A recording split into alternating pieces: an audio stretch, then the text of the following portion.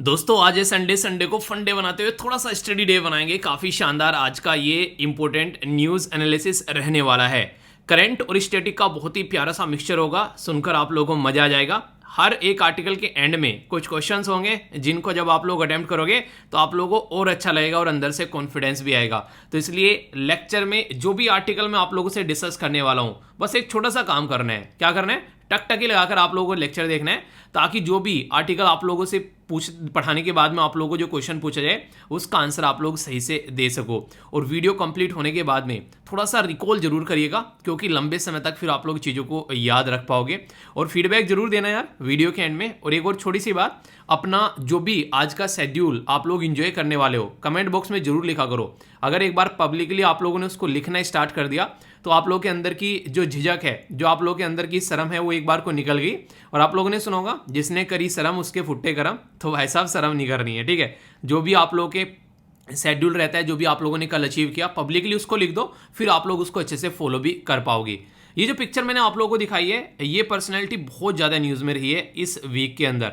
आप लोगों को इनका नाम बताना है। देखता हूँ कौन कौन इनको पहचान पा रहा है। तो पहचानो कौन। संडे को मैं आप लोगों को हमेशा एक पिक्चर देता हूँ, तो बताइए ये कौन है। बहुत ही इंपॉर्टेंट पर्सनैलिटी है और आगे भी बहुत ज़्यादा न्यूज़ में रहने वाली है। मतलब मोटे मोटे तौर पर बोलूँ तो 5 साल आप लोग इनको देखने वाले हो, ठीक है। इससे बड़ा हिंट नहीं दे सकता मैं। चलिए, जो भी है, जो वीडियो मैंने स्टार्टिंग में दिखाई वो वीडियो जो है काफ़ी लार्ज स्केल पर देश के अंदर में, वो नहीं कहते, एक तरीके से कंसर्न का रीज़न बना हुआ है। बात क्या है? साइंटिस्ट के द्वारा वॉर्न कर दिया गया है। नॉर्मली आप लोगों ने सुना होगा कि एक गवर्नमेंट ने वॉर्न किया है, ऐसा मत करना, वो मत करना। पर जब साइंटिस्ट खुद वॉर्न कर दे कि भाई साहब जीका वायरस फैलने वाला है, तो आज के फ्रंट पेज पर ही हिंदू के द्वारा ये न्यूज़ कवर की गई।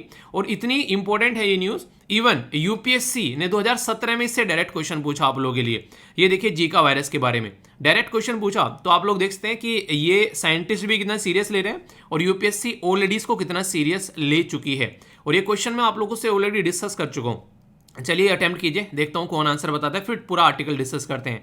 बात की जा रही है, जो in the tropical region Zika virus disease is transmitted by the same mosquito that transmitted dengue. यानी कि जो डेंगू की बीमारी फैलाता है वही जीका की बीमारी फैलाता है मच्छर। दोनों का एक तरीके से नहीं, दुश्मन एक ही है, ऐसा आप लोग बोल सकते हैं, ठीक है। यानी कि एक ही ये है मच्छर जो दोनों बीमारियां फैलाता है। और ये काफ़ी खतरनाक स्टेटमेंट है। Sexually transmitted of Zika virus disease is possible. यानी कि अगर एक इंसान को हो जाता है और वो दूसरे के साथ में फिजिकल रिलेशन बना रहा है, तो यहाँ भी पॉसिबिलिटी है जीका वायरस के फैलने की। तो देखिए, कोरोना के बारे में हम लोगों ने बात कर ली, आज ब्लैक डेथ के बारे में भी आप लोगों से बात करूंगा। इसी के साथ में और भी बहुत सारे इश्यूज, बीमारी के बारे में आप लोगों ने सुने, मंकी पॉक्स के बारे में आप लोगों ने सुन लिया। सबसे बड़ा, सबसे आसान, सबसे सुरक्षित तरीका यह है कि आप लोगों को prevention is better than cure वाले फंडे पे जाना पड़ेगा। क्यों? क्योंकि अगर ये फंडा नहीं अपनाओगे तो बीमार होगे, और बीमार होगे तो फिर दिक्कतें देखने को मिलेगी। तो इसके बारे में बात की जा रही है, इसको अटेम्प्ट करो आप लोग, तब तक मैं आप लोगों को आर्टिकल पढ़ाता हूँ और फिर आप लोग इसका आंसर भी जान पाओगे। अभी मुद्दा क्या है पहले मैं आप लोगों को समझा देता हूँ। अभी अगर आप लोगों ने वीडियो थोड़ा सा ध्यान से देखी हो, मतलब थोड़ा सा ध्यान से, यानी कि भगा भाग नहीं, ध्यान से देखी हो, तो उसमें देखा होगा WHO ने ऑलरेडी वॉर्न किया है कि 80 कंट्री के अंदर लगभग जो है वो जीका वायरस फैल चुका है। जीका वायरस जो है यहाँ पर ये जब मदर से बच्चे में ये जीका वायरस जाता है तो काफ़ी प्रॉब्लम क्रिएट करता है। ये यहाँ पर बच्चे का जो सर का साइज होता है ना, वो आप लोगों को यहाँ पर एक तरीके से डिफरेंट देखने को मिलेगा। यानी कि ये नॉर्मल बच्चा अगर आप लोग बात करेंगे और उसका साइज जो होगा, जिसको माइक्रोसिफेल जो बीमारी के नाम से आप लोग जानते हैं, माइक्रोसिफेल बीमारी ये क्या करती है, ये बच्चे का जो साइज है सर का वो घटा देती है। तो एवरेज हेड साइज जो रहता है वो उससे नीचे हो जाता है, और कई बार इसकी वजह से बच्चे का ब्रेन फेल होने के चांसेस हो जाते हैं। और जब बच्चे का ब्रेन फेल होगा, इसके बच्चे के डेथ होने के चांसेस आप लोग को ज़्यादा देखने को मिलेंगे, बच्चा नॉर्मल नहीं रहेगा। और जो हेड है, जो इनके सर होता है, ठीक है, वो लेस देन 32 सेंटीमीटर हो जाती है उसकी जो सरकमफ्रेंस होती है, यानी कि जो सर का साइज है वो 32 सेंटीमीटर से भी कम हो जाता है। और ये सारी कहानी किसकी वजह से फैलती है? ये सारी कहानी फैलती है और जीका वायरस की वजह से। आप लोग बोलोगे जीका वायरस किसकी वजह से फैलता है? तो ये एंडीज जो मच्छर होते हैं उनकी वजह से ये बीमारी आप लोगों को फैलती हुई नजर आती है। और सबसे खतरनाक चीज यहां पर यह कि WHO के द्वारा भी यहां पर यह बात बता दी गई है कि जीका वायरस जो है सेक्सुअल इंटरकोर्स से भी यहां पर फैलता है। देखिए यहां पर अगर मदर को, कोई प्रेग्नेंट मदर है, उसको मच्छर ने काट लिया, तो अभी ये सोचो मच्छर का काटना कितना ज्यादा खतरनाक हो सकता है एक प्रेग्नेंट वुमेन के लिए। और ये वाली सिचुएशन आप लोगों को यहाँ पर देखने को मिल सकती है। और WHO के द्वारा भी बोला गया है कि सेक्सुअली एक्टिव जो मेन और वुमेन है उनको कंसल्ट करना चाहिए यहाँ पर, अगर कोई आगे चलकर बच्चे को एक तरीके से नहीं कंसीव करने की बात की जा रही है। क्योंकि अपनी तो जिंदगी जो भी है चल रही है, पर लेकिन आगे आने वाले टाइम में अगर कोई बच्चा इस बीमारी से ग्रसित हो जाता है तो ये काफी ज्यादा खतरनाक चीज यहाँ पर देखने को मिलेगी। तो ये थोड़ा सा सोचने वाली बात है आज की डेट में। और सिम्टम्स जो है वो आप लोगों को नॉर्मली जो है, जिस तरीके से नॉर्मल सिम्टम्स आप लोगों को देखने को मिलते हैं कि हाँ जॉइंट पेन हो गया, फीवर हो गया, रेसेस हो गए, वो सारी चीजें। और जीका वायरस जो है अगर इसके ऊपर फोकस नहीं दिया जाएगा तो वो जो आने वाला बच्चा है उसकी जिंदगी जो है वो खराब होने वाली है। सोचो सर छोटा हो गया, आप लोगों ने आसपास देखा होगा और वीडियो के अंदर भी देखा होगा। तो ये सिचुएशन यहाँ पर देखने को मिल जाती है। हर 5 में से एक बच्चा जो है उसके यहाँ पर जब सिम्टम्स निकल के आते हैं तो प्रॉब्लम फेस करनी पड़ती है बहुत ज़्यादा। तो ये यहाँ पर अभी इसके बारे में बातें की जा रही है। तो मॉस्किटो का जो फर्स्ट ये पहली बार जो डिटेक्ट किया गया, ये लगभग 1947 में डिटेक्ट किया था जीका वायरस। तो ये आज की डेट में काफ़ी ज़्यादा खतरनाक हो चुका है, अलग अलग कंट्री में फैल चुका है, यही बातें यहाँ पर बताई जा रही है। हमारे देश में किसके द्वारा ये सारी बातें देखी जाती है? तो याद रखिएगा NIV। आप खासकर बात करें जब स्टेट पीसीएस का एग्जाम देने जाते हैं ना आप लोग, तो ऐसे कई सारे इंस्टीट्यूशन का नाम देते हैं और बोलते हैं मैच करके बताओ भाई साहब कितना पढ़ा है तुम लोगों ने, ठीक है। तो नेशनल इंस्टीट्यूट ऑफ वीरियोलॉजी, तो जिसको पुणे के अंदर आप लोग देखेंगे, यहाँ पर ये काफ़ी ज़्यादा न्यूज़ में थी कोविड-19 के टाइम पर भी, इसके द्वारा यहाँ पर ये कई सारी बातें बताई गई है। डेंगू चिकनगुनिया फैलाने वाला मच्छर, ये यहाँ पर इसका आप लोगों को शिकार बनाता है। और ये आज की डेट में दिल्ली, झारखंड, राजस्थान, पंजाब, तेलंगाना, और इसके साथ में पहले यहाँ पर गुजरात के अंदर, तमिलनाडु, आंध्र प्रदेश, राजस्थान, इन सब रीजन में ऑलरेडी यहाँ पर ये फैल चुका है। तो ये काफ़ी ज़्यादा सोचने वाली बात है यहाँ पर। जीका वायरस जो है ये एक वेक्टर बोन डिजीज है जो कि यहाँ पर आप लोगों को देखने को मिलेगा, ट्रांसमिट की जाती है एक तरीके से। जो वेक्टर बोन जो यहाँ पर वायरस देखने को मिलेगा, इसका नाम है फ्लेवी वायरस, ठीक है। तो फ्लेवी वायरस है यहाँ पर जो जीका वायरस जो बीमारी आप लोगों को फैलाता हुआ नजर आता है। और जब एंडीज जो मॉस्किटो है वो काटता है, मेनली यहाँ पर एंडीज एजेप्टी, ठीक है, इसी के साथ में एंडीज एल्बोपिटस, ठीक है। तो ये इंपॉर्टेंट है जो आप लोगों को याद रखने हैं। यहाँ से क्वेश्चन कई बार बन जाते हैं। अभी आप लोगों से क्वेश्चन क्या पूछा गया? ये पूछा गया नॉर्मली एक जनरल स्टेटमेंट है, जीका वायरस यार एक ऐसी ट्रांसमिटेड डिजीज जो मच्छर से फैलती है और इसकी वजह से सेक्सुअल जो इंटरकोर्स है उसकी वजह से भी बीमारी फैलती हुई नजर आती है। तो स्टेटमेंट सही होगी दोनों, तो आंसर सी हो गया। पर लेकिन आगे अगर थोड़ा सा टेक्निकल इस स्टेटमेंट को बनाना चाहेगा एग्जामिनर, तो यहां पर इनके नाम पूछ लेगा आप लोगों से, ठीक है, कि भाई साहब इनकी वजह से बीमारी फैल रही है। क्यों? क्योंकि ऑलरेडी साइंटिस्ट वॉर्न कर चुके हैं और इसकी वजह से दिक्कतें देखने को मिल रही हैं। और ऊपर से यहाँ पर काफी ज्यादा इशू अभी हेल्थ के जो निकल कर आ रहे हैं। तो हेल्थ एक ऐसा इंपॉर्टेंट टॉपिक होता है जिसकी कुछ हद नहीं है, ठीक है। तो याद रखिएगा हेल्थ काफी इंपॉर्टेंट टॉपिक है और ये स्टेट लिस्ट के अंदर आता है 7वीं शेड्यूल के अंदर में, ठीक है। तो ये कुछ बेसिक इंफॉर्मेशन है जिसके बारे में आप लोग आइडिया रख सकते हैं, ओके। अब आगे बढ़ते हैं। यहाँ पर सबसे पहले कुछ इंपॉर्टेंट डे आप लोगों को मैं बता देता हूँ। ये तो एक बीमारी थी जो आज के न्यूज़पेपर में आ गई और मुझे लगा आप लोगों को डिटेल में थोड़ा सा बता देते हैं। सबसे पहले बात की जा रही है डे अगेंस्ट ड्रग एब्यूज और इलिसिट ट्रैफिकिंग। आप लोगों ने कई बार सुना होगा कि कई सारे लोगों को उठाकर बेच दिया जाता है ले जाकर, पहली बात। दूसरी बात, एक तरीके से गलत तरीके से नशे की दवाइयां भी दी जाती हैं, कई सारी मूवीज में आप लोगों ने देखा होगा, और बहुत सारे इस चीज के शिकार हैं आज की डेट में। ये इतनी खतरनाक चीज है, अगर आप लोगों के आसपास में कोई इंसान होगा तो आप लोग समझ पाएंगे कि कितनी खतरनाक चीज है। मैंने कई सारे ऐसे लोग देखे हैं, और कई सारे तो मतलब एक तरीके से मेल करते हैं, बात करने की कोशिश करते हैं, एक दो से बात भी की है मैंने। हालांकि मैं डॉक्टर तो नहीं हूँ, पर लेकिन हाँ, जितनी भी मेरी कैपेबिलिटी है अपने हिसाब से मैं कुछ सजेशन दे सकता हूँ, मैं सजेशन देने की कोशिश करता हूँ। पर देखें, यहाँ पर सबसे बड़ा जो ताकत होती है वो होती है जब कोई इंसान ड्रग एडिक्शन, बीड़ी, सिगरेट, शराब इनका शिकार बन जाता है, तो विल पावर जो होती है वो सबसे ज्यादा ताकतवर होती है। विल पावर ही इंसान को यहाँ पर सही बना सकती है। तो 26 जून को यहाँ पर ये डे सेलिब्रेट किया जाता है ताकि लोगों को अवेयर किया जा सके। यूनाइटेड नेशन जनरल असेंबली इनके द्वारा यहाँ पर एक तरीके से ग्लोबल एक्शन कोऑपरेशन की बात की जाती है, और बात की जाती है कि addressing the drugs challenge in the health and the humanitarian crisis.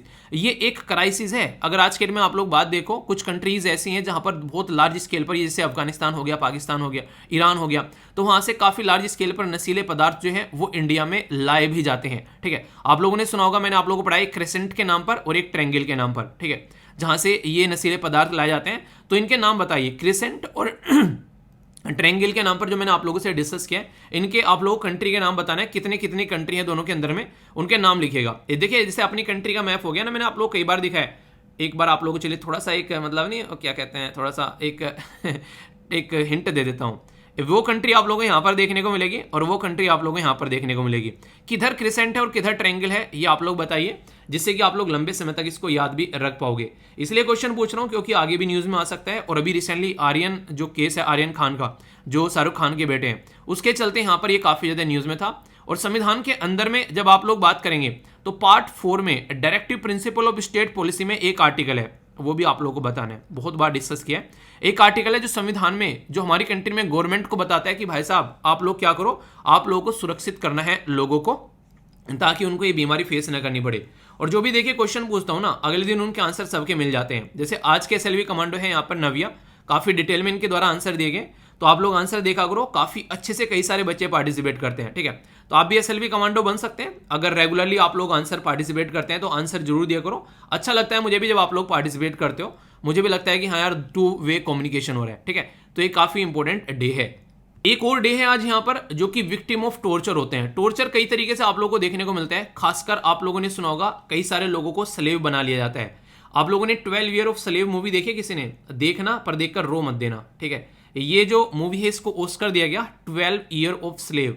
Slave का मतलब ये होता है जैसे इंसान को जानवरों की तरीके से ट्रीट करना। और हमारे संविधान के अंदर जब पार्ट 3 में आप लोग जाओगे तो आप लोगों को फंडामेंटल आर्टिकल देखने को मिलते हैं, राइट। ये आर्टिकल 12 से लेके 35 तक। इसमें आर्टिकल 23 जो है यहाँ पर, वो इन सब चीजों को रोकने के बारे में बात करता है। ठीक है, कि इंसानों को इंसानों की तरीके से ट्रीट करो। और इंटरनेशनल लेवल पर भी ह्यूमन राइट से रिलेटेड कई सारे कन्वेंशन आप लोगों को देखने को मिलेंगे, इनको रोकने के बारे में बात की जाती है।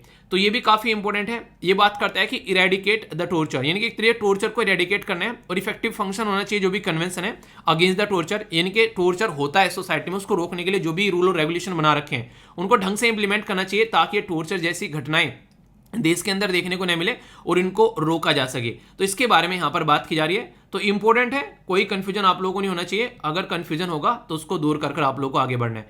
तो यह है इसके बारे में जो कि आप लोगों को पता होना चाहिए।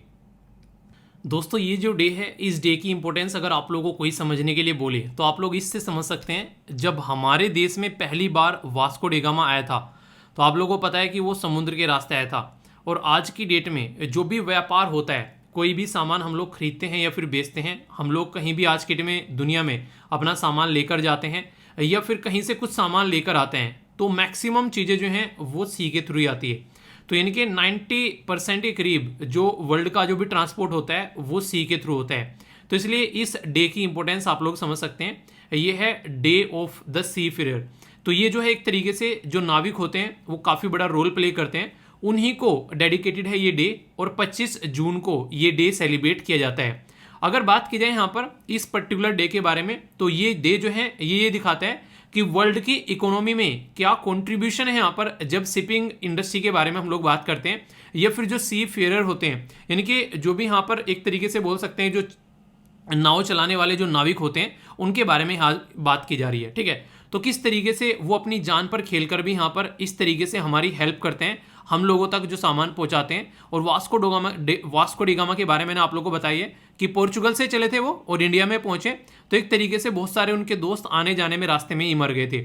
और मैं आप लोगों को अगर एक छोटी सी एक पर्सनल चीज़ भी यहाँ पर शेयर करूँ, मेरा एक फ्रेंड है मर्चेंट नेवी में, तो कई बार जब बात होती है तो कई बार ये कहता है कि यार आज तो जरा जरा से बच गए। यानी कि मतलब क्या है, मतलब ये कि कई बार अपनी जान जो है हथेली पर लेकर ये लोग जो होते हैं वहाँ पर काम करते हैं। कहीं मान लीजिए तेल निकाला जा रहा है, ठीक है, या फिर कोई और दिक्कत, जैसे कि अगर बात करें नॉर्मली कई बार जैसे साइक्लोन आ जाते हैं, कई बार सुनामी आप लोगों को देखने को मिलती है, या फिर और भी बहुत सारे इश्यूज होते हैं। इवन कई बार तो जो समुद्री लुटेरे होते हैं वो भी अटैक कर देते हैं। तो कई सारे ऐसे इश्यूज यहाँ पर देखने को मिलते हैं, पर लेकिन उन सब इशू को दरकिनार करते हुए फिर भी ये अपनी सर्विस जो है वो प्रोवाइड करते हैं। और इसी के बेस पर अब की बार की जो थीम यहाँ पर रखी गई है वो रखी गई your voyage then and now share your journey, यानी कि आपकी यात्रा तब और अब, और आप अपनी जो यात्रा है एक तरीके से जो जर्नी है उसको साझा करें, यानी कि और ज़्यादा चीज़ों से कनेक्ट करने की बात की जा रही है। और आप लोगों को पता होगा आज की डेट में हमारे देश में भी कई सारी ऐसी नदियाँ जो होती हैं वो इंटरलिंक की जा रही है ताकि हम लोग वाटरवेज बनाए जा सकें, ठीक है, हमारे देश के अंदर में। एक क्वेश्चन मैं यहाँ से पूछना चाहूँगा, हमारे देश में सबसे लंबा वाटरवेज कौन सा है? यानी कि जैसे रोडवेज होते हैं रोड पर चलने के रास्ते, ऐसे ही वाटरवेज होते हैं पानी में चलने के रास्ते। तो सबसे लंबा वाटरवेज कौन सा है ये आप लोग को बताना है, ठीक है। देखता हूं कौन सही आंसर देता है। बहुत इंपॉर्टेंट न्यूज़ है यार, काफ़ी सारे इशू जो हैं फिलहाल रसिया और यूक्रेन के मुद्दे को लेकर भी आप लोगों को देखने को मिल रहे हैं। तो इसी के चलते एक ये न्यूज़ यहाँ पर निकल कर आ रही है जिसमें यूक्रेन के द्वारा काफ़ी बड़ा एक तरीके से स्टेप आप लोग बोल सकते हैं जो उठाया गया यहाँ पर, और रसिया का एक आइलैंड था जिसके ऊपर इसके द्वारा अटैक किया गया। इस आइलैंड का नाम है स्नेक आइलैंड, स्नेक यानी कि जैसे सांप आप लोग बोलते हैं। और ये आइलैंड जो है आप लोगों को ब्लैक सी के आसपास में देखने को मिलेगा, अभी आप लोगों को दिखाऊंगा भी वो। तो इसके ऊपर बम्बार्डमेंट की गई यूक्रेन के द्वारा, ठीक है। तो समझ सकते हैं यूक्रेन के द्वारा बम्बार्डमेंट की जा रही है। तो इसका मतलब ये हो गया कि इनडायरेक्ट वे में बोले तो वेस्टर्न वर्ल्ड मतलब यानी कि एक तरीके से यूरोपियन कंट्री या फिर आप लोग अमेरिका भी बोल सकते हैं यहाँ पर, यानी कि यूएसए, इनके द्वारा यहाँ पर ये अटैक किए जा रहे हैं। क्योंकि यूक्रेन तो बहुत पहले हार चुका होता अगर ये लोग जो हैं इसको सपोर्ट न करते अब तक। यूपीएससी प्रीलिम्स, इसी के साथ में जीएस पेपर 2 इंटरनेशनल इश्यूज के साथ में आप लोग यहाँ पर इस टॉपिक को कवर कर सकते हैं। और इंपॉर्टेंट बात क्या है यहाँ पर, अगर आप लोगों से मैप बेस्ड क्वेश्चन पूछा जाए तो भी यहाँ से एक क्वेश्चन आप लोगों का बड़ा ही आसानी से निकल कर आ जाएगा। ये आप लोगों को मैप में दिख रहा है यहाँ पर यूक्रेन, इसके नीचे है क्रीमिया जो कि रसिया के द्वारा 2014 में हथियाया गया था। इसी ब्लैक सी के अंदर एक आइलैंड है जिसका नाम है स्नेक आइलैंड। स्नेक आइलैंड या फिर आप लोग यहाँ पर कोई यहाँ पर जेमिनी आइलैंड बोले तो इसमें कंफ्यूज मत होना, दोनों का मतलब एक ही है, यानी कि एक ही इंसान के दो नाम आप लोगों को यहाँ पर ये देखने को मिलेंगे। और ये कहाँ पर है, ये ब्लैक सी के अंदर आप लोगों को यहाँ पर नजर आएगा। तो इनडायरेक्ट वे में बोला जाए तो यूक्रेन के द्वारा अटैक किया गया, पर लेकिन किया गया वेस्ट के द्वारा अटैक। वेस्ट यानी कि यूएसए, यूरोप, ये सब इसको सपोर्ट प्रोवाइड करा रहे हैं यूक्रेन को, जिसकी वजह से यहाँ पर ये दिक्कतें अभी देखने को मिल रही हैं। और अभी जैसे जैसे अभी आप लोगों को पता है यहाँ पर अभी आने वाले टाइम में, अभी हम लोग जैसे जून में है, आने वाले टाइम में जुलाई, अगस्त, सितंबर, तो लंबे समय तक कब तक ये लड़ाई खसती है वो देखने को मिलेगा। क्योंकि इनका बेसिक पर्पज ये है कि यूक्रेन का सहारा लेकर कहीं ना कहीं रसिया को घुटने के बल लाया जाए, ये इनका मुद्दा रहता है वेस्टर्न वर्ल्ड का। क्योंकि रसिया, चाइना काफ़ी अच्छे लेवल पर आगे बढ़ रहे थे, तो वो चाहते हैं चाइना को इंडिया के थ्रू टैकल कर ले जाए। रसिया का इलाज बांध दिया उन्होंने यूक्रेन के थ्रू। तो ये बड़े ही हरामी टाइप के लोग हैं अगर वेस्टर्न वर्ल्ड की बात करें। ये जब तक खुश थे, जब तक ये हमारे ऊपर लाकर सामान थोप रहे थे, बेच रहे थे अपना। अब हम लोगों ने मैन्युफैक्चरिंग एक्टिविटी स्टार्ट कर दी, अब यहाँ पर ये नए नए इशू निकाल कर लेकर आ रहे हैं। वरना इतना बड़ा मुद्दा था नहीं जितना ही बनवा दिया इनके द्वारा। पहले नेटो कर करके यहाँ पर इसको यूक्रेन को उकसाया कि हाँ तुम नेटो ज्वाइन कर लो। जैसे यूक्रेन यहाँ पर एक तरीके से इशू में आ गया तो उस तरीके से तुरंत यहाँ पर रसिया जो है, फिर रसिया को गुस्सा आ गया तुम नेटो का मेंबर बनोगे। तो ये पूरा मुद्दा चला हुआ वहाँ से आ रहा है। अभी देखो क्या मुद्दा बन गया, समझते हैं इस पूरे टॉपिक के बारे में अच्छे से। एग्जैक्ट लोकेशन में आप लोगों को यहाँ पर दिखा देता हूँ इस आइलैंड की। अरे ये तो दूसरे एक यहाँ पर भी स्नेक आइलैंड आप लोगों को देखने को मिलेगा, ठीक है। मतलब ये देखो आप लोगों के लिए एक और मैप बेस्ड क्वेश्चन तैयार हो गया। मैंने सर्च किया था वो वाला स्नेक आइलैंड और इसने यहाँ पर दिखा दिया ये वाला स्नेक आइलैंड। ये कहाँ पर है, ये एग्जैक्ट आप लोग देखते हैं यहाँ पर, एक मिनट, ये साउथ अमेरिका में आप लोगों को देखने को मिलेगा, ठीक है। तो कल को चलकर कोई स्नेक आइलैंड के बारे में पूछे तो साउथ अमेरिका में है। अभी जो मैं आप लोगों से बात कर रहा हूँ वो स्नेक आइलैंड, वो आप लोगों को ब्लैक सी के अंदर देखने को मिलेगा। यानी कि ये जो ब्लैक सी है इसके अंदर आप लोगों को स्नेक आइलैंड देखने को मिलेगा। तो ब्लैक सी वाले स्नेक आइलैंड के बारे में हम लोग बात कर रहे हैं, ठीक है। एक सेकंड जूम करके इसको देखते हैं और अच्छे से, ताकि आप लोग इसके साथ में कनेक्ट कर पाओ। ये यहाँ पर देख सकते हैं, ठीक है। स्नेक आइलैंड इसको वैसे बोला जाता है, वैसे जेमिनी आप लोग याद रखिएगा, ठीक है, क्योंकि क्वेश्चन आप लोगों से पूछा जा सकता है कि ये कहाँ पर लोकेटेड है। तो एग्जैक्ट ब्लैक सी में यहाँ पर दिख गया, और ये क्रीमिया जो था ये ऑलरेडी रसिया के द्वारा हथिया ही लिया गया था। तो इस पर्टिकुलर एरिया के बारे में ये पूरा मुद्दा आप लोगों को देखने को मिलेगा। कल को कोई आप लोगों से पूछ ले सरपेंट आइलैंड किसको बोलते हैं, तो यहाँ पर सरपेंट के नाम से भी इसी को जाना जाता है। तो एक ही इंसान के 3 नाम हो गए। नॉर्मली आप लोगों ने सुना था कि घर में निकनेम रख दिया जाता है एक, तो यहाँ पर आप लोगों को 3 नाम देखने को मिलेंगे। तो स्नेक आइलैंड, जेमिनी या फिर यहाँ पर सरपेंट आइलैंड आप लोगों को देखने को मिले, ठीक है। अभी यहाँ पर बात करें तो ये एक एक्स शेप आइलैंड आप लोगों को देखने को मिलेगा। जब इसकी शेप आप लोग देखेंगे तो कुछ ऐसी, ये लगभग एक तरीके से एक्स शेप आइलैंड यहाँ पर ये देखने को मिलता है। और इंटरेस्टिंग चीज़ यहाँ पर ये आइलैंड जो है वो यूक्रेन को बिलोंग करता है, यानी कि यूक्रेन को बिलोंग करता है, पर लेकिन रसिया एक ताकतवर कंट्री है, तो उसने यहाँ पर पूरे ब्लैक सी में अपना दबदबा बना रखा है। तो इसी के चलते यहाँ पर ये आइलैंड जो है वो भी यहाँ पर कहीं ना कहीं रसिया के कंट्रोल में था, ठीक है। तो इसी के चलते यहाँ पर इसके द्वारा इसने अटैक किया यहाँ पर, और सारा इशू अभी आप लोगों के सामने है। तो ये काफ़ी इंपॉर्टेंट क्वेश्चन आप लोगों का बन जाएगा यहाँ पर, किसके बारे में, ब्लैक सी के बारे में। तो हम लोग ब्लैक सी के बारे में समझेंगे थोड़ा सा। इसमें कई सारी इंपॉर्टेंट ऐसी लोकेशन है जिससे यहाँ से आप लोगों से आगे फ्यूचर में क्वेश्चन बन सकता है। तो इसलिए अच्छे से इसको डिटेल में एक एक पॉइंट कर मैं आप लोगों को एक्सप्लेन करता हुआ चलता हूँ। सबसे पहले तो मैंने लोकेशन अभी आप लोगों को दिखाई दी। अगर एक बार आप लोग और देखना चाहते हैं तो अपनी कंट्री के कंपेयर में भी यहाँ पर देखते हैं कि किस पर्टिकुलर एरिया की मैं बात कर रहा हूँ, ठीक है। जैसे यहाँ से आप लोग आएंगे तो ये हो गई अपनी प्यारी कंट्री। यहाँ से आप लोग आएंगे तो इधर आप लोगों को ये ब्लैक सी देखने को मिलेगा। ये इस तरीके से आप लोग यहाँ पर देख सकते हैं, ठीक है। तो ब्लैक सी हो गए यहाँ पर। अभी अगर बात करें, ये काफ़ी इंपॉर्टेंट रीजन है यहाँ पर। अगर इसके बारे में आप लोगों से कोई क्वेश्चन पूछे तो आप लोगों को पता होना चाहिए कि ब्लैक सी जो है वो जब बात करते हैं यहाँ पर मिलता है जाकर मेडिटेरेनियन सी से। तो यहाँ पर आप लोगों को इस्तांबुल देखने को मिलेगा, ये इधर एशियन सी देखने को मिला, और इस रीजन को भी अभी आप लोगों को बताऊंगा। पर लेकिन ऐसे ही ये ब्लैक सी जो है ऊपर जाके मिलता है सी ऑफ एजोव से, और ये क्वेश्चन रिसेंटली अभी एग्जाम में पूछा गया, और ये क्रेच स्टेट है यहाँ पर ये।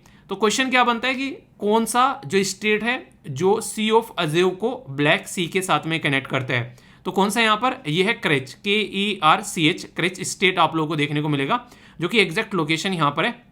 इधर रसिया हो गया और इधर क्रीमिया, जो कि कहने के लिए यूक्रेन का पार्ट है, पर लेकिन 2014 से यहाँ पर कंट्रोल कर लिया गया रसिया के द्वारा। तो ये एक तो ये इंपॉर्टेंट पॉइंट जो है वो आप लोग याद रखिएगा।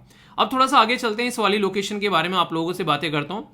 अब यहाँ से जब आप लोग देखेंगे ब्लैक सी से जब आप लोग नीचे आएंगे तो सी ऑफ ये है मार्मरा। थोड़ा सा इसको जब आप लोग जूम करेंगे तो सी ऑफ मार्मरा आप लोगों को देखने को मिलेगा, और फिर इसके नीचे आएंगे तो आप लोगों को एजिनियन सी देखने को मिलेगा। तो डार्डेनेलीज जो स्टेट है यहाँ पर ये, जिसके थ्रू जो मार्मरा सी है वो सी ऑफ एजेनियन के साथ में कनेक्टेड है। मतलब कहाँ की बात कर रहा हूँ, मतलब कर रहा हूँ यहाँ पर यहाँ की बात। तो ये आप लोगों को देखने को मिलेगा सी ऑफ मार्मरा, ठीक है। तो ये आप लोगों को देखने को मिलेगा, और डार्डेनल जो यहाँ पर स्टेट है इसके थ्रू यहाँ पर ये कनेक्ट होता है सी ऑफ मार्मरा एजिनियन सी के साथ में। और अगर ऊपर जाओ तो यहाँ पर बोस्पोरस स्टेट आप लोगों को देखने को मिलेगा, ये वाला, जो कि कनेक्ट करता है ब्लैक सी को सी ऑफ मार्मरा के साथ में। तो 3 स्टेट हो गए। नंबर 1 तो स्क्रेच स्टेट हो गया, नंबर 2 आप लोगों को यहाँ पर ये हो गया बोस्पोरस स्टेट, और नंबर 3 हो गया आप लोगों को यहाँ पर डार्डेनेलीज स्टेट। तो तीनों के तीनों स्टेट बहुत ज़्यादा इंपॉर्टेंट है, क्योंकि रसिया और यूक्रेन की लड़ाई के बारे में डायरेक्ट अगर क्वेश्चन न पूछे वो, तो आप लोगों से यहाँ पर वो पूछ लेंगे मैप बेस्ड लोकेशन। तो ये आप लोगों को पता होना चाहिए। तो ब्लैक सी से अगर यहाँ पर मेडिटेरेनियन सी में आना है तो यहाँ पर किससे थ्रू आना पड़ेगा, तो यहाँ पर सी ऑफ मार्मरा एजिनियन सी के थ्रू होता हुआ यहाँ पर इंसान तब जाकर मेडिटेरेनियन सी में आएगा, और 2 स्टेट को क्रॉस करेगा, जो मैंने भी आप लोगों को बताया, बोस्फोरस स्टेट और इसी के साथ में डार्डेनेलीज स्टेट। तो यहाँ पर आप लोगों को बेसिक चीज़ें मैंने आप लोगों को बता दी, इतना कम से कम याद रखिएगा।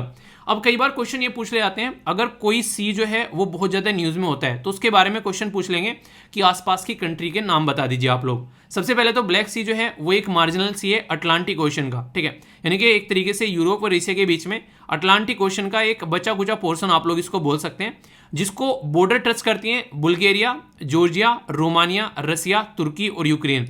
तो ये 6 कंट्री जो है वो इसको चारों तरफ से घेरे हुए हैं। तो ये काफ़ी इंपॉर्टेंट बन जाएगा कि कौन कौन सी कंट्री जो है उसके आसपास में लोकेशन टच करती है। तो अगर आप लोगों के माइंड में क्लियर रहेगा तो आप लोग इसका आंसर जो है वो अच्छे से दे पाएंगे। तो इसलिए समझिएगा क्यों मैं इसलिए भी ये थोड़ा सा आप लोगों को बता रहा हूँ डिटेल में, क्योंकि आप लोगों को पता है जब हमारे देश के जो सिटीजन थे उनको जब वहाँ से निकाला गया था तो उस टाइम पर भी ये काफ़ी ज़्यादा न्यूज़ में था नहीं कि नहीं, उस टाइम पर कि हाँ हमारा देश जो है हम लोग वहाँ से निकाल के ला रहे हैं इनको, तो उस टाइम पर काफ़ी ज़्यादा न्यूज़ में था आसपास वाले देश, खासकर ब्लैक सी के आसपास वाले देश। तो इसलिए आप लोगों के लिए इंपॉर्टेंट हो जाता है।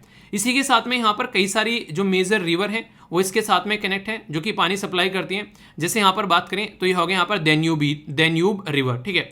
तो यहाँ पर दूसरा हो गया, यहाँ पर ये हो गया नीपर बोलेंगे इसको, ठीक है। और यहाँ पर हो गया डॉन। तो ये 3 रिवर है। तो D3 रिवर आप लोग याद रख सकते हैं यहाँ पर, जो कि it is the supplied by major river, यानी कि ये रिवर आती है और यहाँ से D3 रिवर से पानी मिलता है किसको, ये मिलता है ब्लैक सी को। यानी कि जो ये रिवर आती है, जैसे यहाँ पर देखते हैं कि ये रिवर होगी, एक यहाँ से रिवर होगी, तो ये मैप में भी आप लोगों को दिख रही है। तो ये रिवर भी आप लोगों से अगर कोई पूछ बैठे तो आप लोगों को थोड़ा सा डिटेल में लेकर चल रहा हूं मैं। डिटेलिंग जितनी अच्छी हो जाएगी उतना ही आप लोग क्वेश्चन को सोल्व कर पाएंगे। और ये मैंने बताई दी अभी, यहाँ पर एजीनियन सी जो है वो कहाँ से होता हुआ जा रहा है। इसी के साथ में स्टेट ऑफ डार्डेनलीज, यहाँ पर बोस्फोरस स्टेट ये बताई दिया, और करच स्टेट, ठीक है। ब्लैक सी का ये एक और इंपॉर्टेंट पोर्शन आप लोग याद रखिएगा। वर्ल्ड में लार्जेस्ट अगर कोई पूछे इनलैंड वाटर बॉडीज जो है यहाँ पर, यानी कि एक तरीके से पानी जो है चारों तरफ से घिरा हुआ कौन सा है, तो वो आप लोगों को यहाँ पर ये देखने को मिलेगा ब्लैक सी का। यानी कि सबसे बड़ा पानी का एक पोर्शन जो है वो चारों तरफ से जमीन से घिरा हुआ है, तो वो है ब्लैक सी। तो ये भी एक इंपॉर्टेंट इंफॉर्मेशन है आप लोगों के लिए। अभी आप लोगों ने देखा होगा, मैंने क्वेश्चन आप लोगों से डिस्कस किया था कि अफगानिस्तान के बारे में पूछा गया, कौन कौन से देश जो है उसको कनेक्ट कर रहे हैं, आसपास की बाउंड्री बतानी है। ऐसे ही यहाँ पर ये क्वेश्चन पूछा गया 2019 में, सी के नाम पूछ ले और बॉर्डरिंग कंट्री पूछ ले यहाँ पर। तो आज आप लोगों का होमवर्क है यहाँ पर एड्रियाटिक सी के बारे में, ब्लैक सी के बारे में मैंने आप लोगों को बता दिया, कैस्पियन सी के बारे में और मेडिटेरेनियन सी के बारे में, और इसी के साथ में रेड सी के बारे में। तो कौन कौन सी कंट्री यहाँ पर टच कर रही है ये आप लोगों को जाकर आज देखना है। वैसे इस क्वेश्चन का आंसर जो है वो बी देखने को मिलेगा, यानी कि 1, 3 और 4 सही मैच कर रही है। पर लेकिन आप लोगों को इसके ऊपर थोड़े से होमवर्क करके और काम कर लेना चाहिए, ताकि कल को क्वेश्चन पूछे। जैसे यहाँ पर एड्रियाटिक सी हो गया, ठीक है, यहाँ पर आप लोगों को रेड सी देखने को मिलेगा, और यहाँ पर ये कैस्पियन सी आप लोगों को देखने को मिलेगा। तो कल को चलकर अगर कोई क्वेश्चन पूछ बैठे आप लोगों से, तो आप लोगों को पता होना चाहिए ब्लैक सी के बारे में मैंने आप लोगों को बता दिया, और ये मेडिटेरेनियन सी हो गया। तो इसके आसपास वाला रीजन है सारा यहाँ पर ये, और ये बार बार किसी न किसी रीजन की वजह से न्यूज में रहता है। तो इस तरीके से यहाँ पर ये आप लोगों को बताया गया, ताकि कोई कंफ्यूजन आप लोगों को देखने को न मिले। और अब की बार यूपीएससी क्वेश्चन आप लोगों ने देखे होंगे, बड़े ही प्यारे प्यारे क्वेश्चन यूपीएससी के द्वारा पूछे गए। तो यहाँ से आप लोगों के लिए अलग से क्वेश्चन बन सकते हैं, और ये आप लोगों के लिए क्वेश्चन जो है फ्रेम किए गए जिस पैटर्न में यूपीएससी ने क्वेश्चन पूछे हैं, तो आप लोग इसको और अच्छे से कनेक्ट कर पाओगे। जो टॉपिक मैंने अभी डिटेल में आप लोगों को पढ़ाया, जैसे बोस्फोरस जो यहाँ पर स्टेट हो गया, वो सी ऑफ मार्मरा को ब्लैक सी के साथ में कनेक्ट करता है, स्टेट नंबर 1। स्टेट ऑफ डेडेनिल्स जो हो गया यहाँ पर, डेडेनिल्स, ठीक है, तो ये ब्लैक सी को कनेक्ट करता है एजियन सी के साथ में। क्रेच स्टेट जो हो गया वो ब्लैक सी को कनेक्ट करता है सी ऑफ एजोव के साथ में। तो कौन सा पेयर जो है वो करेक्ट है, ये आप लोगों को बताना है, जो मैंने अभी डिटेल में डिस्कस किया आप लोगों से, ठीक है। तो क्वेश्चन का आंसर जो है वो यहाँ पर आप लोगों को बताऊंगा। पहले आप लोग इसको पोज कर एक बार आप लोग अटेम्प्ट कर लीजिए, ताकि आप लोगों को याद रहे और भूलो ना आप लोग लंबे समय तक। एक बार फिर से आप लोग ध्यान से देख लीजिए, यहाँ पर सी ऑफ एजोव को ब्लैक सी के साथ में कनेक्ट करता है क्रेच स्टेट, ये मैंने अभी आप लोगों को बताया यहाँ पर। इसी के साथ में यहाँ पर जो ये बोस्फोरस हो गया, यहाँ पर ये ब्लैक सी को सी ऑफ मार्मरा के साथ में कनेक्ट करता है, और डेडेनिल्स जो स्टेट हो गया ये एजेनियन सी को सी ऑफ मार्मरा के साथ में कनेक्ट करता है, ठीक है। अब यहाँ पर इस स्टेटमेंट को अगर आप लोग ध्यान से पढ़ेंगे तो यहाँ पर ये स्टेटमेंट सही है पहली, और तीसरी स्टेटमेंट सही है, और ये स्टेटमेंट यहाँ पर आप लोगों को गलत देखने को मिलेगी, क्योंकि स्टेट ऑफ डेडेनिल्स जो है यहाँ पर वो सी ऑफ मार्मरा को सी ऑफ एजीनियन के साथ में कनेक्ट करता है। यानी कि आप लोग यहाँ पर देखते हैं, ये जो मैंने अभी आप लोगों को दिखाया, तो यहाँ पर सी ऑफ मार्मरा को एजीनियन सी के साथ में ये कनेक्ट करता है, तो सेकंड स्टेटमेंट यहाँ पर गलत हो गई, ठीक है। तो इस तरीके से आप लोग समझ सकते हैं, तो आंसर आप लोगों का यहाँ पर बी हो गया। तो ये थोड़ा सा नेक्स्ट लेवल हो जाता है यूपीएससी का क्वेश्चन पूछने का। इसमें आप लोग जो एलिमिनेशन मेथड है वो नहीं लगा पाओगे। जब इस तरह के क्वेश्चन आएंगे तो आप लोग अगर एग्जैक्ट आंसर जानोगे तो ही आप लोग क्वेश्चन का आंसर दे पाओगे। यानी कि अब अपनी पढ़ाई को आप लोगों को नेक्स्ट लेवल पर लेकर जाना पड़ेगा, तभी आप लोग इन चीज़ों को अंडरस्टैंड कर पाओगे और फ्यूचर में इनके आंसर भी आप लोग दे पाओगे। आई होप कि आप लोगों के माइंड में क्लैरिटी आई होगी। तो एक एक चीज़ जो है वो ढंग से समझा दिया आप लोगों को कि इशू क्या है, यहाँ पर यूक्रेन ने अभी क्या यहाँ पर मुद्दा उठाया और उसके चलते यहाँ पर क्या क्या क्वेश्चन आप लोगों से बन सकते हैं। यूपीएससी ने क्वेश्चन आप लोगों से पूछा, मैप बेस्ड की सारी लोकेशन आप लोगों को यहाँ पर दिखा दी, और एक क्वेश्चन आप लोगों के लिए बनाया गया स्पेशल। आई होप कि माइंड में क्लैरिटी आई होगी। तो फीडबैक जरूर देना, लाइक या डिसलाइक कर बता सकते हैं, या फिर जो भी आप लोगों को सुटेबल लगे आप लोग फीडबैक जरूर दीजिएगा, ताकि लेक्चर को और ज़्यादा इंप्रूव किया जा सके आने वाले टाइम में भी। तो किसी भी टॉपिक को देखने के बाद में आप लोग अपना फीडबैक दे सकते हैं। ओके दोस्तों, बहुत इंपॉर्टेंट आर्टिकल रहने वाला है यार। कई सारी ऐसी चीज़ें हैं जो आप लोगों को जानने को मिलेगी। FPI क्या होता है, इसी के साथ में आप लोगों को जानने को मिलेगा FDI क्या होता है, आप लोगों को जानने को मिलेगा पार्टिसिपेटरी नोट या फिर प्री नोट क्या होते हैं। इसी के साथ में कई सारी इंपॉर्टेंट बातें आप लोगों को यहाँ पर जानने को मिलेगी, जो कन्फ्यूजन होगा और यूपीएससी के द्वारा क्वेश्चन भी पूछे गए हैं यहाँ से, वो भी मैं आप लोगों से डिस्कस करूंगा। तो पूरा डिटेल में एक एक पॉइंट आप लोगों के माइंड में क्रिस्टल क्लियर होना चाहिए अगर किसी टॉपिक को पढ़ो तो, ठीक है। अभी न्यूज़ में क्यों है पहले इसलिए समझ लेते हैं। ये द इकोनॉमिक्स टाइम्स के द्वारा आर्टिकल कवर किया गया, हालांकि ये आर्टिकल द हिंदू के अंदर भी कवर किया गया था और इंडियन एक्सप्रेस के अंदर भी ये आर्टिकल कवर किया गया था। पी नोट्स जो हैं हमारी कंट्री में से काफ़ी लार्ज स्केल पर जो इन्वेस्टमेंट करते हैं अभी डिक्लाइन हो गए हैं। कितना? ये है 86,000 करोड़, 86,706 करोड़ रुपए जो हैं वो हमारी कंट्री में से निकाल लिए गए हैं। निकाल लिए गए हैं मतलब जो इन्वेस्टमेंट कर रहे थे अब उन्होंने इन्वेस्टमेंट करना बंद कर दिया है, वो किसी और देश में जाकर इन्वेस्टमेंट कर रहे हैं, ऐसा आप लोग बोल सकते हैं। आखिर ऐसा क्यों हुआ और क्या इशू यहाँ पर देखने को मिला, तो एक एक पॉइंट जो है वो आप लोगों के माइंड में क्लियर होगा जब आप लोगों को बता के चलूंगा। तो कहते हैं ना कि ढंग से सुनोगे तो लंबे समय तक आप लोग याद भी रख पाओगे, और कॉन्सेप्चुअल जब क्वेश्चन के आंसर आप लोगों को देने होते हैं तो आप लोग उसको अच्छे से अटेम्प्ट कर पाओगे। तो इसको ढंग से आप लोग समझिएगा। नॉर्मली सबसे पहले बात करें तो ये UPSC prelims GS paper 3 economy और इन्वेस्टमेंट के साथ में आप लोग इसको कनेक्ट कर सकते हैं। सबसे पहले तो एक बात याद रखेगा कि पी नोट्स को फुल फॉर्म जब आप लोग बोलेंगे इनको पार्टिसिपेटरी नोट्स बोलते हैं। इन्हीं का नाम है पी नोट्स बोल दें या फिर पार्टिसिपेटरी नोट्स बोल दें। अब आप लोगों को समझने के लिए मैं एक छोटी सी एक खाली स्लाइड लूंगा जिसमें आप लोगों को चीज़ें समझाऊंगा। अगर कोई बाहर से इंसान जो है वो हमारे देश में आता है और हमारे देश में आकर इन्वेस्टमेंट करता है तो उसके पास में दो तरीके होते हैं, जो मेन दो तरीके होते हैं।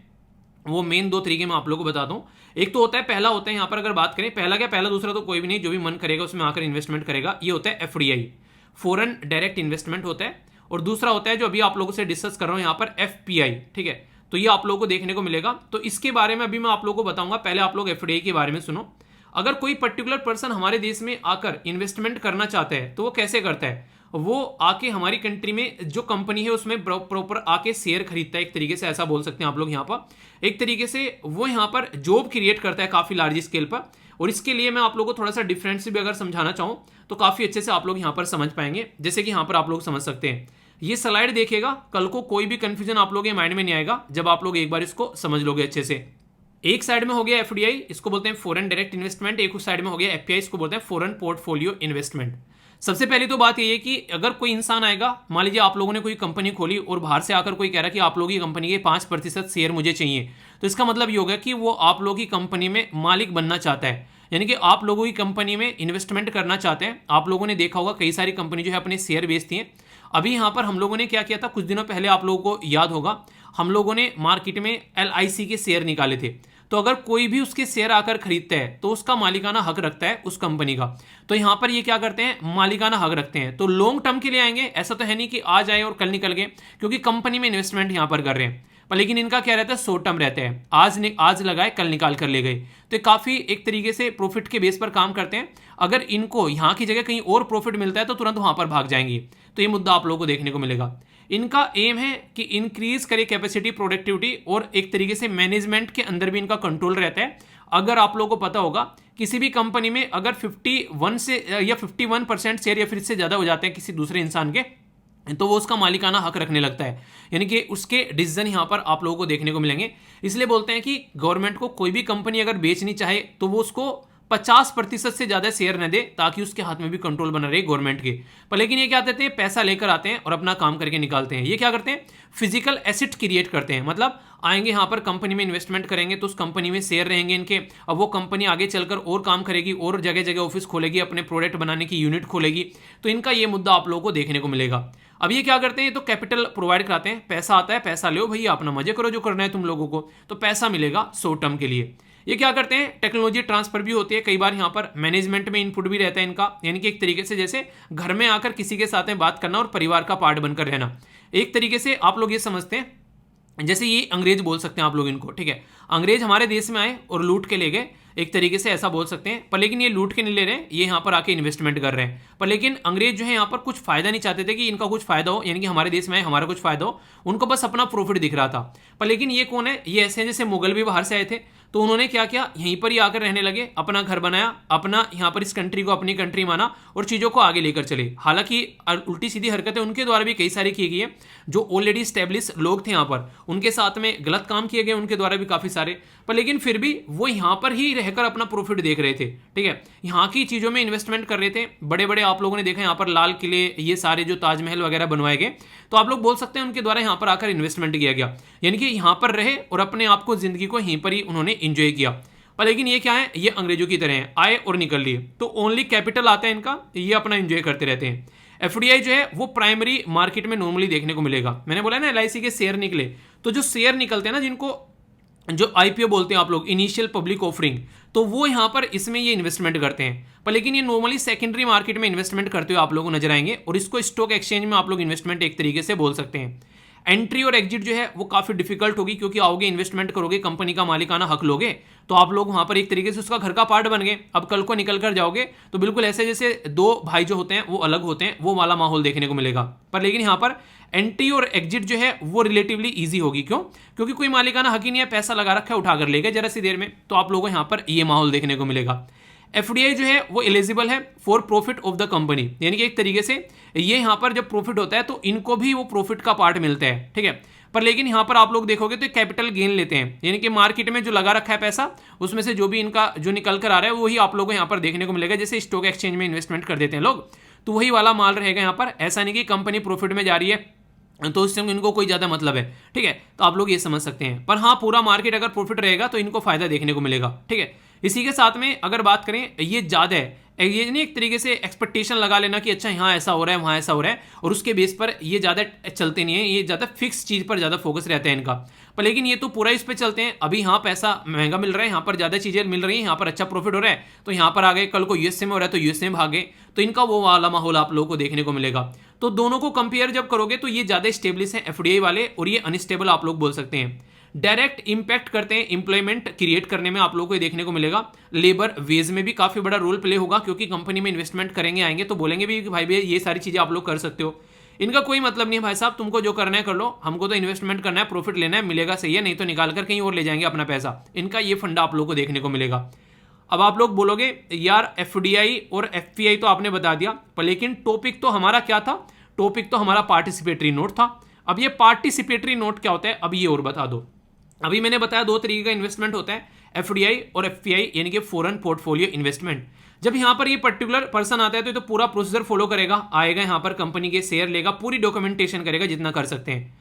पर लेकिन ये वाला जो होता है ना, ये शॉर्ट टर्म के लिए आता है और अपना पैसा लगाता है और लगा के निकल लेता है, और यहाँ पर जो प्रॉफिट इसको मिलता है सही है, उसको लेकर ये निकल लेता है। ये कहाँ पर रजिस्टर रहता है? ये सेबी के अंदर रजिस्टर रहता है। ठीक है, यानी कि security and exchange board of India के अंदर आकर ही रजिस्टर करता है।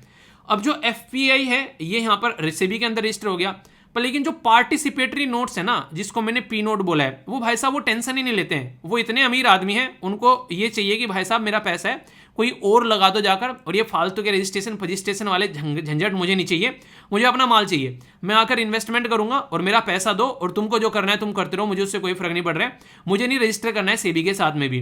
तो ये अपना पैसा जो इन्वेस्टमेंट करते हैं यहाँ पर एफपीआई के थ्रू, यानी कि जो ऑलरेडी रजिस्टर है यहाँ पर, उनके थ्रू अपना पैसा यहाँ पर इसमें इन्वेस्टमेंट किया जाता है, और वो हमारी मार्केट में आता है। तो यानी कि ये इंसान कौन है, इस इंसान की आइडेंटिटी तक भी नहीं पता रहता लोगों को कि भाई साहब ये है कौन। तो इसकी वजह से कई बार ये माना जाता है कि ब्लैक मनी जो है वो मार्केट में ला रहे हैं इनडायरेक्ट वे में अपने ही देश के लोग, वो भी फॉरेन इन्वेस्टमेंट के थ्रू। तो ऐसी भी बात कई बार यहाँ पर देखने को मिलती है।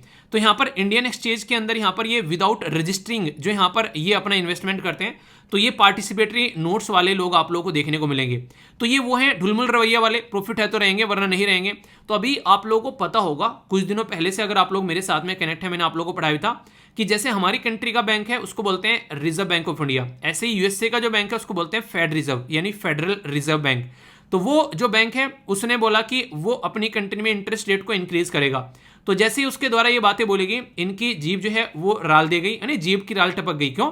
क्योंकि इनको तो प्रॉफिट चाहिए, तो इन्होंने तुरंत पैसा निकालना स्टार्ट कर दिया। उन्होंने मार्च में बोला था, तो इन्होंने मई में और अप्रैल में दबाकर पैसा निकाला देश से। क्यों? क्योंकि इनको तो प्रॉफिट चाहिए। ठीक है, तो ये यहाँ से निकाल कर अपना भागने लगे यहाँ से। तो हमारे देश के ऊपर काफी इंपैक्ट पड़ा। तो आप लोग देखते हैं यहाँ पर बात की जा रही है 50.74 ट्रिलियन ये अप्रैल 2020 में, और मई में भी आप लोगों को देखने को मिलेगा 48.23। तो इतना पैसा यहाँ पर ये निकाल कर यहाँ से जा रहे हैं, जिसकी वजह से यहाँ पर ये इशू देखने को मिल रहा है। तो पार्टिसिपेटरी नोट जो है एसेट्स अंडर द कस्टडी, जो पोर्टफोलियो इन्वेस्टमेंट जो ड्रॉप हो गया, वो इतना ड्रॉप हो गया कि इनको लगा कि यहाँ से पैसा निकालो, तो निकाल कर ले गए अपना पैसा दाबड़दोड़ तरीके से। तो यहाँ आप लोगों को क्या मतलब समझ में आया यहाँ पर, यानी कि ये बिल्कुल ऐसे हैं बिना पैंती का लोटा है यहाँ पर, इनके ऊपर डिपेंडेंसी जो है वो बिल्कुल भी सही नहीं रहेगी। आज यहाँ पर है, कल वो कहीं और पर होंगे, ये उड़ते पंछी हैं यहाँ पर, आप लोग ऐसे इनको बोल सकते हैं, ठीक है। और ये सबसे बड़ी बात तो ये, जो सबसे खतरनाक चीज भी आप लोग बोल सकते हैं, इन भाइयों को दिक्कत ही नहीं है भाई साहब, क्योंकि हमने तो रजिस्टर भी नहीं कर रखा है, हमने तो रजिस्टर भी नहीं किया सेबी के अंदर में, तो हम तो कहीं भी निकल लेंगे, क्योंकि ये किसके थ्रू काम कर रहे हैं, पार्टिसिपेटरी नोट जो है वो पी नोट जो है are issued by the register foreign portfolio investor, इसके द्वारा इशू किए जाते हैं, ठीक है। तो यानी कि ये पकड़ा जाएगा अगर कल को कुछ गड़बड़ भी हो रही है। आइडेंटिटी तो इसकी है, सामने वाले की तो कोई आइडेंटिटी नहीं है, वो तो रजिस्टर भी नहीं कर रहा है अपने आप को, तो एक तरीके से फायदा उठा रहा है बस यहाँ पर, ठीक है। आप लोग बोलोगे इसको क्या फायदा हो रहा है, अरे कुछ ना कुछ तो ये भी फायदा लेगा ना बीच में, ऐसे थोड़ा ना, ये कमीशन इसका भी चलता है बीच में कि मैं तुम्हारा इन्वेस्टमेंट करूंगा यहाँ पर। तो इंडियन कैपिटल मार्केट के अंदर से ये पैसा जो है काफी ज्यादा निकल गया, तो इसके चलते कई सारे इशू देखने को मिले।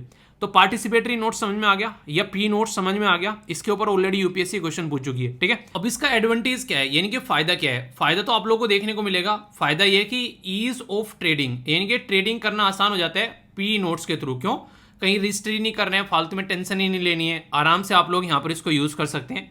दूसरा, टैक्स सेविंग भी यहाँ पर हो जाता है, क्योंकि कई सारी कंट्री क्या है वो यहाँ पर एक तरीके से ऐसे कानून है यहाँ पर जिसके थ्रू पी नोट्स पर जो है यहाँ पर टैक्स में उनको एडवांटेज मिल जाती है, तो ये आप लोगों को देखने को मिलेगा। पर लेकिन आप लोगों को पता है कि हर एक सिक्के के जो होते हैं वो दो पहलू होते हैं, तो एक पहलू तो हमने देखने कि क्या क्या फायदा है, अब नुकसान क्या क्या है। एनोनिमिटी देखने को मिलेगी, कितना सारा पैसा आ जाएगा तुमको पता भी नहीं चलेगा। क्यों, क्योंकि रजिस्ट्री नहीं है कहीं भी भाई साहब, यहाँ पर ये सेबी के थ्रू रजिस्ट्री नहीं है यहाँ पर, तो यहाँ पर एक तरीके से आइडेंटिटी इनकी किसी को पता ही नहीं होती है, तो ये देखने को मिलता है। तो इसके लिए यहाँ पर ये बोला जाता है कि कई बार तो मनी लॉन्ड्रिंग यहाँ पर चल रही है, यानी कि ब्लैक जो मनी है जो यहाँ पर हमारे देश में देखने को मिल रही है अलग अलग तरीके से, वो ब्लैक मनी जो है वो आप लोगों को यहाँ पर आती हुई नजर आएगी। यानी कि बोला ये जाता है कि ब्लैक मनी आ रही है यहाँ पर पी नोट्स के थ्रू, और ऐसे भी कई सारे केसेस देखने को मिले जब यहाँ पर ये बातें की गई है। तो कहीं ना कहीं आप लोग बोल सकते हैं कि ऐसा तो है नहीं कि बिल्कुल होगा नहीं, यहाँ पर ये कुछ ना कुछ तो होगा ही, क्योंकि आप लोग बोल सकते हैं कि दाल का बोल रहा हूँ मतलब दूध का धुला तो कोई होता नहीं है, दाल का धुला बोलने वाला था मतलब दूध का धुला तो है नहीं यहाँ पर, कि सारी चीज़ें आराम से चलती रहेंगी, ठीक है। अब जैसे मैंने बताया कि रीज़न क्या है, रीज़न यहाँ पर ये इनकी लाट टपक गई, जैसे ही यहाँ पर सबसे बड़े दो रीजन देखने को मिलेंगे। एक तो इंडिया के अंदर में इन्फ्लेशन काफ़ी ज़्यादा हो रखा है, तो इन्फ्लेशन यानी कि महंगाई हो रखी है, उसकी वजह से मार्केट पर काफ़ी नेगेटिव इंपैक्ट आप लोगों को देखने को मिलता है। पर लेकिन यूएसए के द्वारा क्या किया गया, यूएसए का जो फेड रिजर्व है उनके द्वारा भी एक एक्शन लिया गया, जिसके थ्रू यहाँ पर कंट्री के अंदर में मॉनेटरी पॉलिसी चेंज की गई इन्फ्लेशन को कंट्रोल करने के लिए, और उसी के चलते यहाँ पर सेम पैटर्न में ब्रिटेन और यूरो जोन के द्वारा भी काम किया गया। क्योंकि ये तो वही बात है कि मैंने आप लोग कई बार बोला है कि यूएसए को अगर थोड़ी सी छींक भी आ जाए ना, पूरी दुनिया को जुकाम हो जाता है, तो यही चीज़ें आप लोगों को यहाँ पर इनकी देखने को मिलेगी। तो यहाँ से ये तुरंत चीज़ें कंट्रोल करने पर लग जाते हैं, तो यहाँ से इनका पैटर्न आप लोगों को चेंज होता हुआ नजर आता है। तो ये अपने मजे में आ गई तुरंत, ठीक है। एक टर्म यहाँ पर और है जिसको बोलते हैं करेंसी कोर रिएक्शन। तो करेंसी कोर रिएक्शन में अगर बात करें तो आप लोगों ने पढ़ा होगा यहाँ पर ट्रिग्नोमेट्री के अंदर में साइन वेव होती है कि एक तरीके से ऊपर नीचे जाना। तो ओवर सेलिंग या फिर ओवर बाइंग अगर हो जाती है यहाँ पर कई बार, तो आप लोगों को यहाँ पर ये देखने को मिलेगा कई बार जो मार्केट है मान लीजिए डिक्लाइन हो गई 10%, ठीक है, या फिर उससे भी ज़्यादा यहाँ पर सिक्योरिटी के जो भी उनकी वैल्यू है फाइनेंशियल मार्केट के अंदर में।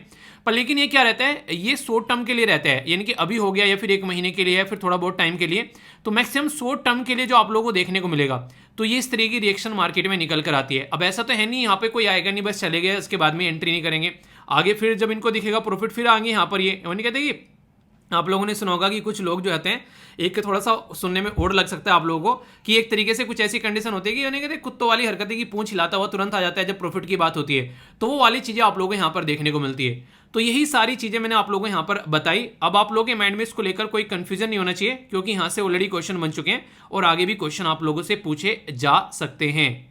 अभी मैंने आप लोगों को जो ये पूरा डिटेल में पढ़ाया, जिससे मैंने एफडीआई और एफपीआई के बारे में आप लोगों को बताया, 2012 में इससे डायरेक्ट क्वेश्चन पूछा गया और सारी स्टेटमेंट पढ़कर ही आप लोग आंसर दे दोगे। यहाँ पर पूछा गया फॉरेन डायरेक्ट इन्वेस्टमेंट के बारे में, तो ये बोला गया पोर्टफोलियो इन्वेस्टमेंट है। अगर ये आप लोगों को पता है तो मैंने अभी बताया कि फॉरेन डायरेक्ट इन्वेस्टमेंट अलग होता है जिसको एफडीआई बोलते हैं, और फॉरेन पोर्टफोलियो इन्वेस्टमेंट अलग होता है, ठीक है, जिसको एफपीआई बोलते हैं। तो लास्ट वाली स्टेटमेंट का गलत होने का मतलब है कि ये दोनों तो ऑलरेडी गलत हो गए, ठीक है, यानी कि ये दोनों तो गए। अब यहाँ पर आंसर या तो यहाँ पर सी होगा या फिर डी होगा। अब यहाँ पर अगर बात करें दूसरी स्टेटमेंट, मेजोरिटी ऑफ फॉरेन जो इक्विटी होल्डिंग है वो इंडियन कंपनी में ये लेने की कोशिश करते हैं। मैंने कहा नहीं इन्वेस्टमेंट करते हैं कंपनी में आकर, तो दूसरी स्टेटमेंट करेक्ट है। तो इसका मतलब क्या हो गया, आंसर तो यहाँ पर डी हो गया। कंपनी जो है फाइनेंस करती है फॉरेन कंपनीज, तो यानी कि बाहर बैठी हुई कोई कंपनी हमारी कंपनी में आकर वो इन्वेस्टमेंट करना चाहती है, ऐसा आप लोग बोल सकते हैं, और ये सब्सिडरी होती है फॉरेन कंपनीज की। तो आंसर क्या हो गया, आंसर यहाँ पर डी हो गया। तो पूरा का पूरा यूपीएससी का क्वेश्चन जो पूछा गया था यहाँ पर ये 2012 में, वो इस अकेली स्लाइड से आप लोगों का निकल गया। तो इस तरीके से आप लोग ये क्वेश्चन बनते हैं एग्जाम में। ये बड़ा ही प्यारा क्वेश्चन है। अगर इस तरह के क्वेश्चन के बारे में बात करें तो इस क्वेश्चन में से कई सारे क्वेश्चन आप लोग के एग्जाम में बन सकते हैं। एफडीआई और एफपीआई के बारे में डायरेक्ट क्वेश्चन है आप लोगों के सामने। बोला गया एफडीआई जो है वो लॉन्ग टर्म इन्वेस्टमेंट है, एफपीआई जो है वो शॉर्ट टर्म इन्वेस्टमेंट है। पहली स्टेटमेंट बिल्कुल सही है, अभी डिटेल में डिस्कस किया है। दूसरा बोला गया एफपीआई इन्वेस्टमेंट जो है वो फिजिकल एसेट्स होता है और एफडीआई जो होता है वो फाइनेंशियल होता है। आप लोग बताइए सही है या फिर गलत है। एफडीआई जो फ्लो होता है वो प्राइमरी मार्केट में होता है और एफपीआई होता है वो सेकेंडरी मार्केट में होता है। ये सही है या फिर गलत है। तो ये पहली और तीसरी स्टेटमेंट तो सही है, दूसरी स्टेटमेंट गलत है, क्योंकि एफपीआई जो होता है वो फाइनेंशियल एसेट होता है, एफडीआई जो होता है वो आप लोगों को फिजिकल एसेट देखने को मिलेगा। यही बातें मैंने सारी डिटेल में अभी यहाँ पे डिस्कस किया आप लोगों से। ऐसे क्वेश्चन एग्जाम में बड़ी फ्रीक्वेंटली पूछे जाते हैं यार। फिर बोलते हो क्वेश्चन कहाँ से आ गया, तो भाई साहब यहाँ से आ गया। अगर थोड़ा सा भी टॉपिक को ध्यान से सुनोगे ना, क्वेश्चन नहीं छूटने दूंगा यार एग्जाम में, इतना तो गारंटी मैं आप लोगों को दे सकता हूँ। अगर डिटेल में आप लोग उसको सुनते हुए चलेंगे तो हो गया ना पूरा का पूरा कवर यहाँ पर। तो यूपीएससी का क्वेश्चन भी आप लोगों को बता दिया कैसे क्वेश्चन पूछा गया यहाँ पर। इसी के साथ में आप लोगों के लिए एक अलग से क्वेश्चन बनाकर भी आप लोगों को दिखा दें यहाँ पर। और फॉरेन डायरेक्ट इन्वेस्टमेंट के बारे में, पी नोट्स के बारे में कोई कंफ्यूजन है, ये सारी डिटेल में चीजें आप लोगों को एक एक कर पढ़ा दी और दोनों में कंपेयर करके भी बता दिया और क्वेश्चन भी आप लोगों को यहाँ पर बता दिया। अब इसके अलावा भी कोई डाउट हो तो बताइएगा, उसको भी दूर किया जाएगा। इस टॉपिक में इतना ही है। फीडबैक जरूर देना, लाइक या डिसलाइक कर बता सकते हो जैसे ही टॉपिक होता है आप लोगों की क्या पसंद आया फिर नहीं आया, ठीक है, क्योंकि फीडबैक रहेगा तो मुझे पता चलता रहेगा टॉपिक समझ में आ रहे हैं या फिर नहीं आ रहे हैं। ओके, वैसे रिसेंटली अभी आप लोगों ने कई सारी नई नई बीमारियों के नाम सुने, जिसमें कई सारी आप लोगों ने मोंकी फीवर हो गया, कोरोना, उसके अलग अलग आप लोगों को जो उसके पैटर्न देखने को मिलेंगे। ऐसी अब एक नई और बीमारी है जिसका नाम है ब्लैक डेथ। हालांकि ये जो बीमारी है, ये ब्लैक डेथ, ये कोई नई बीमारी नहीं है, ये बहुत पुरानी बीमारी है, पर रिसेंटली फिलहाल अभी ये न्यूज़ में आ रही है, उसके चलते आप लोगों से क्वेश्चन बन सकता है। सबसे पहले बात करें तो ये बहुत पुरानी बीमारी है, यानी कि लगभग 1338 से लेकर 1339 में ये देखने को मिली थी किर्गिस्तान में, और फिलहाल लगभग 7 से 8 साल पहले ये पूरी दुनिया के बहुत बड़े हिस्से में अपना प्रकोप जमा रही है। इसलिए आप लोगों से क्वेश्चन पूछा जा सकता है। मैंने अभी बताया कहाँ पर, किर्गिस्तान के अंदर में बिश्केक आप लोगों को किर्गिस्तान की कैपिटल देखने को मिलेगी। और किर्गिस्तान को अगर मैप में आप लोग देखना चाहते हैं तो ये आप लोग किर्गिस्तान देखने को मिलेगा। अपनी कंट्री के साथ में अगर आप लोग कंपेयर करेंगे तो आप लोग अच्छे से समझ पाएंगे कि इसकी लोकेशन कहाँ पर है, ठीक है। जैसे आप लोग यहाँ पर देखते हैं, अगर आप लोग देखेंगे यहाँ पर अपनी कंट्री नीचे होगी, तो थोड़ा सा जब आप लोग यहाँ पर जाएंगे तो ये आप लोग यहाँ पर किर्गिस्तान देखने को मिलेगा ऊपर। ये आप लोग यहाँ पर देखते हैं, ये हो गया एग्जैक्ट आप लोगों के सामने किर्गिस्तान। ये जो बीमारी है यहाँ पर इंसान की बॉडी पर ब्लैक ब्लैक स्पॉट हो जाते हैं, उसके नाम पर इस बीमारी का नाम जो है वो ब्लैक डेथ इसका नाम दिया गया। और सबसे खतरनाक चीज ये है, जब भी किसी इंसान को होती है 2 से लेके 7 दिन के अंदर अंदर में मैक्सिमम जो लोग हैं उनकी डेथ हो जाती है, यानी कि उनका बचना जो है वो ना के बराबर आप लोगों को देखने को मिलेगा। तो ब्लैक मार्क जो बॉडी के ऊपर होते हैं उसके बेस पर इसका नाम जो है वो ब्लैक डेथ यहाँ पर रखा गया है। ये जो डिजीज है, हिस्टोरियन इसको अलग अलग तरीके से बताते हैं। कुछ तो बोलते हैं कि इसका जो नाम है ये काफी बाद में आया, बीमारी काफी पहले थी। कुछ लोग इसको अलग तरीके से देखते हैं। यूरोपियन राइटर जो है वो यहाँ पर बोलते हैं कि 19th सेंचुरी ऑनवर्ड जो है इसको अंडरस्टैंड करना स्टार्ट किया। और यहाँ पर जो काफी इंपॉर्टेंट बात आप लोगों को देखने को मिलेगी, जो आज के डेट में हम लोग नॉर्मली कोरोना के लिए यूज कर रहे थे शब्द, स्टार्टिंग में उसका नाम था एंडेमिक, ठीक है, पर लेकिन फिर आगे चलकर यहाँ पर ये पेंडेमिक बन गया। तो ग्रेट पेस्टिलेंस यानी कि एक तरीके से पेस्टिलेंस यानी कि ग्रेट डेथ इसको बोला गया 14th सेंचुरी में। काफी बड़ा ये एक तरीके से माहौल क्रिएट ऐसा करके गया, जैसे कोविड-19 के बारे में जब भी कोई पढ़ेगा पुराने, आगे चलकर जब पुराने टाइम के बारे में पढ़ेगा कि 2020-2021 में पूरी दुनिया में क्या हुआ था, लाखों लोगों की डेथ हो गई थी, तो उस टाइम पर बोलेंगे कि एक बहुत ही बड़ा डिजास्टर आया था, पूरी दुनिया को बंद कर दिया था उसने। और इस तरीके का डिजास्टर जो है वो शायद ही हिस्ट्री में पहले देखने को मिला था। तो कोविड-19 भी एक तरीके का आप लोग को एरा क्रिएट करके चला गया अपने आप में, जिसने दुनिया को दहलाकर रख दिया था। इस तरीके से आप लोग यहाँ पर समझ सकते हैं। तो अभी ये जो बीमारी है जिसको अभी यहाँ पर फिर से अभी आप लोग न्यूज में देख रहे हो, जिसका नाम ब्लैक डेथ रखा गया है, ये जो ब्लैक डेथ है यहाँ पर, ये एक तरीके से बुबोनिक प्लेग की बीमारी आप लोगों ने सुनी होगी काफी पहले कि हाँ यार प्लेग की बीमारी इंसान को हो जाया करती थी। वो जो थी बीमारी वो एक बैक्टीरिया की बीमारी थी, और जो बीमारी जिसकी वजह से वो फैला करती थी वो सेम आप लोगों को जो यहाँ पर ये वायरस आप लोगों को देखने को मिलेगा। जी सॉरी, वायरस नहीं, बैक्टीरिया आप लोगों को देखने को मिलेगा, ठीक है, जिसका नाम है, ये आप लोग यहाँ पर देख सकते हैं, इसका नाम है बेसिकली यर्सीनिया पेस्टिस आप लोगों को यहाँ पर इसका नाम देखने को मिलेगा, जिसकी वजह से यहाँ पर ये दिक्कत निकल कर आ रही है। और जो चूहे वगैरह होते हैं ना, जो इस तरीके जिनको रोडेंट आप लोग बोलते हैं, वो इसके नॉर्मली होस्ट माने जाते हैं। तो यर्सीनिया जो पेस्टिस है यहाँ पर, ये एक तरीके से यहाँ पर जो काफी बड़ी पॉपुलेशन पर इंपैक्ट डाल रहे हैं, एक तरीके से रेस्पिरेटरी सिस्टम को यहाँ पर डायरेक्टली ये इंपैक्ट करता है। और सबसे खतरनाक चीज यहाँ पर ये, लोगों को फीवर होता है और लोगों को खून की उल्टियां होती हैं, और 2 से लेकर 7 दिन के अंदर में जब ये इन्फेक्शन होता है इंसान की डेथ हो जाती है। तो इसलिए यहां पर इसको ब्लैक डेथ बोला गया है। ब्लैक का नाम हो गया यहां पर जो इंसान की बॉडी पर स्पॉट होंगे, और डेथ तो मैंने आप लोगों को बता दिया कि 2 से लेकर 7 दिन के अंदर जो है इंसान का राम नाम सत्य हो जाएगा। तो यहां से आप लोग एक अंदाजा लगा सकते हैं कि ये बीमारी जो है वो कितनी खतरनाक रही होगी उस टाइम पर, और जो फिलहाल भी रिसेंटली अभी आप लोगों को देखने को मिलती है। पर अच्छी बात क्या है, प्रेजेंट टाइम पर, अगर प्रेजेंट टाइम पर और पुराने टाइम को आप लोग कंपेयर करेंगे, तो मैं आप लोगों को यहां पर एक बात बताना चाहूंगा जो कि आप लोगों को माइंड में क्लियर भी रख के चलनी है। क्या है वो? जैसे आप लोग सस्टेनेबल डेवलपमेंट गोल के बारे में बात करेंगे, तो सस्टेनेबल डेवलपमेंट गोल तीसरा, वैसे तो टोटल मिलाकर 17 सस्टेनेबल डेवलपमेंट गोल है, और इन 17 गोल में 169 टारगेट आप लोगों को देखने को मिलेंगे। पर लेकिन जो तीसरा गोल है यहाँ पर, ये हेल्थ के बारे में बात करते हैं। तो कोई भी बीमारी दुनिया में अगर फैल रही है, कहीं पर भी बीमारी के बारे में कोई बात कर रहे हैं, तो याद रखिएगा सस्टेनेबल डेवलपमेंट गोल तीसरे के अंदर वो आप लोगों को देखने को मिल जाएगी। अभी अगर बात करें यहाँ पर इस वायरस के बारे में, आप लोगों को पता है जो हेल्थ है, हेल्थ जो है वो काफी एक तरीके से ऐसा इंपॉर्टेंट टॉपिक है आज के में, जो कि बार बार आप लोगों को न्यूज में देखने को मिलता है। अगर बात करेंगे अपनी कंट्री के अंदर में, तो हेल्थ जो है वो किस पर्टिकुलर जो है एक तरीके से लिस्ट के अंदर में आते हैं। जैसे 7वें शेड्यूल में आप लोग जाओगे तो आप लोगों को कॉन्करेंट लिस्ट देखने को मिलेगी। सॉरी, सबसे पहले तो आप लोगों को यूनियन लिस्ट, दूसरी स्टेट लिस्ट और तीसरी कॉन्करेंट लिस्ट, ठीक है।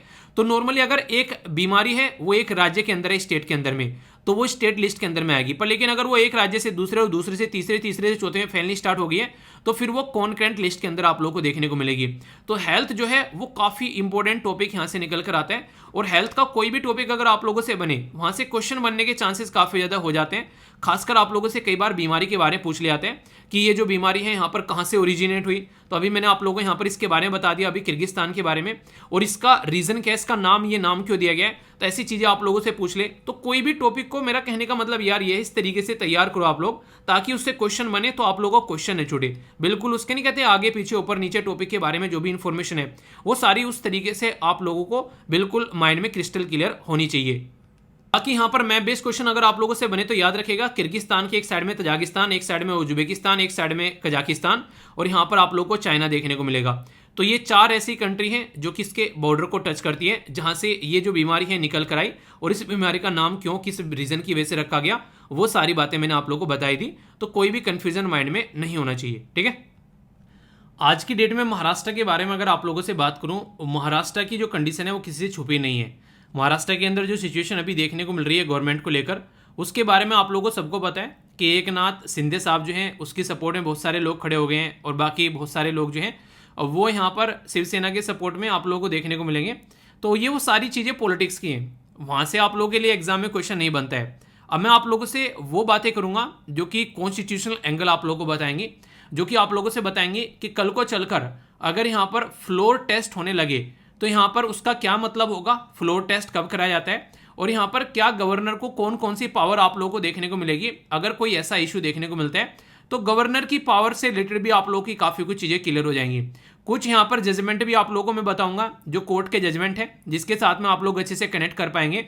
तो बहुत सारी ऐसे इंपॉर्टेंट फैक्ट हैं जो कि करंट प्लस एक स्टैटिक का मिक्सचर आप लोगों को देखने को मिलेगा, और एग्जाम के लिए तो बहुत ही ज़्यादा इंपॉर्टेंट आप लोगों के लिए होगा। तो एक एक पॉइंट जो है वो क्रिस्टल क्लियर करके आप लोगों को आगे बढ़ना है, ताकि कोई भी कंफ्यूजन आप लोगों के माइंड में न रहे, ठीक है। सबसे पहले ये टॉपिक कहां पर पूछा जाएगा, तो यूपीएससी प्रीलिम्स में भी आप लोगों से आराम से पूछा जा सकता है, गवर्नर की पावर और वो सब चीजें। इसी के साथ में पॉलिटी जो पूरा डिटेल में आप लोगों का टॉपिक कवर होता है, और आप लोगों को पता होगा पॉलिटी के सारे लेक्चर मैंने आप लोगों के कवर करा रखे हैं। तो अगर आप लोग चाहें तो पॉलिटी के लेक्चर जाकर देख सकते हैं, पॉलिटी बाय वीर, सारा टोटल लक्ष्मीकांत आप लोग वहां पर कवर करा रखी है, कोई भी डाउट आप लोगों को नहीं होगा अगर इंटरेस्टेड हो। लक्ष्मीकांत की किताब पढ़ने से पहले अगर एक बार कोई इन वीडियो में को आप लोग निकल जाओगे ना, तो फिर आप लोगों को एक बिल्कुल ही आसान लगेगी कि यार वाह यार कितना मजा आ रहा है किताब पढ़ने में, ठीक है। और कई सारे बच्चे पूछते हैं सर लेक्चर देखने के बाद में किताब पढ़ना जरूरी है क्या? जी हाँ यार, एक बार कम से कम किताब में को गो थ्रू जरूर होना चाहिए। उससे आप लोगों के माइंड में वो चीज़ें लंबे समय तक याद रहेंगी। और जब इंसान खुद से पढ़ता है ना, तो वो एक अलग ही लेवल पर जाकर पढ़ाई करता है, क्योंकि वो और ज़्यादा अपने तरीके से चीज़ों को समझने की कोशिश करता है। टीचर का पढ़ाना और खुद से पढ़ने में डिफरेंस होता है। टीचर पढ़ाएगा वो एक अलग तरीके से पढ़ाएगा, पर जब खुद से पढ़ोगे हो सकता है टीचर ने कोई बात जो है वो तुमको लाइटली बता दी हो, टीचर को लगता हो कि ये बात तो तुमको पता ही होगी, या हो सकता है टीचर ने कोई बात बहुत ही ज़्यादा गहराई में जाकर बता दी हो और पता चला वो बात तुमको पता ही थी ऑलरेडी, ठीक है। तो बहुत सारे ऐसे इश्यूज देखने को मिलते हैं। तो इसलिए वहां पर एक बार खुद से भी आप लोगों को गो थ्रू होना चाहिए। ये सजेशन है, बाकी तो आप लोग करोगे अपने मन की, ठीक है। तो महाराष्ट्र के अंदर पॉलिटिकल क्राइसिस चल रहा है अभी, वहां पर गवर्नमेंट के बारे में वो सारी बातें आप लोग एक साइड में रख सकते हैं, पर लेकिन अभी मुद्दा क्या है वो मैं आप लोगों से यहाँ पर डिस्कस करूंगा काफी डिटेल में एक एक पॉइंट के साथ में, ठीक है।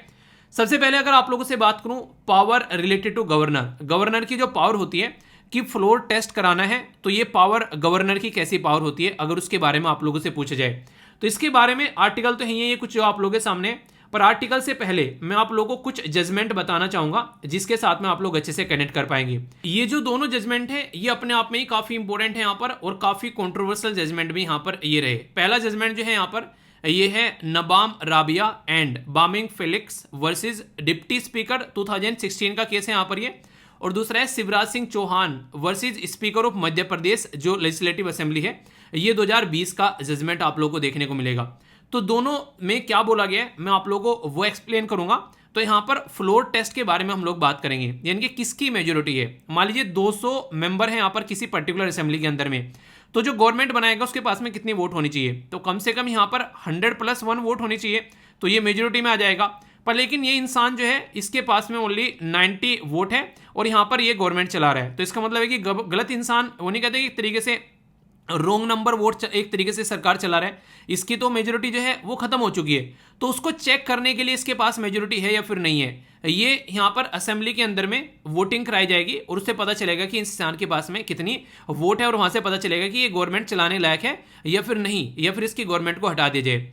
तो जो पहला केस था यहाँ पर नबाम राबिया वाला 2016 का, इसमें यह बोला कि अगर यहाँ पर लगे कि यहाँ पर आप लोगों के पास में पावर नहीं है, आप लोग की असेंबली की एक तरीके से वो घाटे में चल रही है, यहाँ पर फुल मेजोरिटी में आप लोग नहीं है, तो गवर्नर के हाथ में सोल ऑथोरिटी नहीं है कि वो हाउस को समन करे।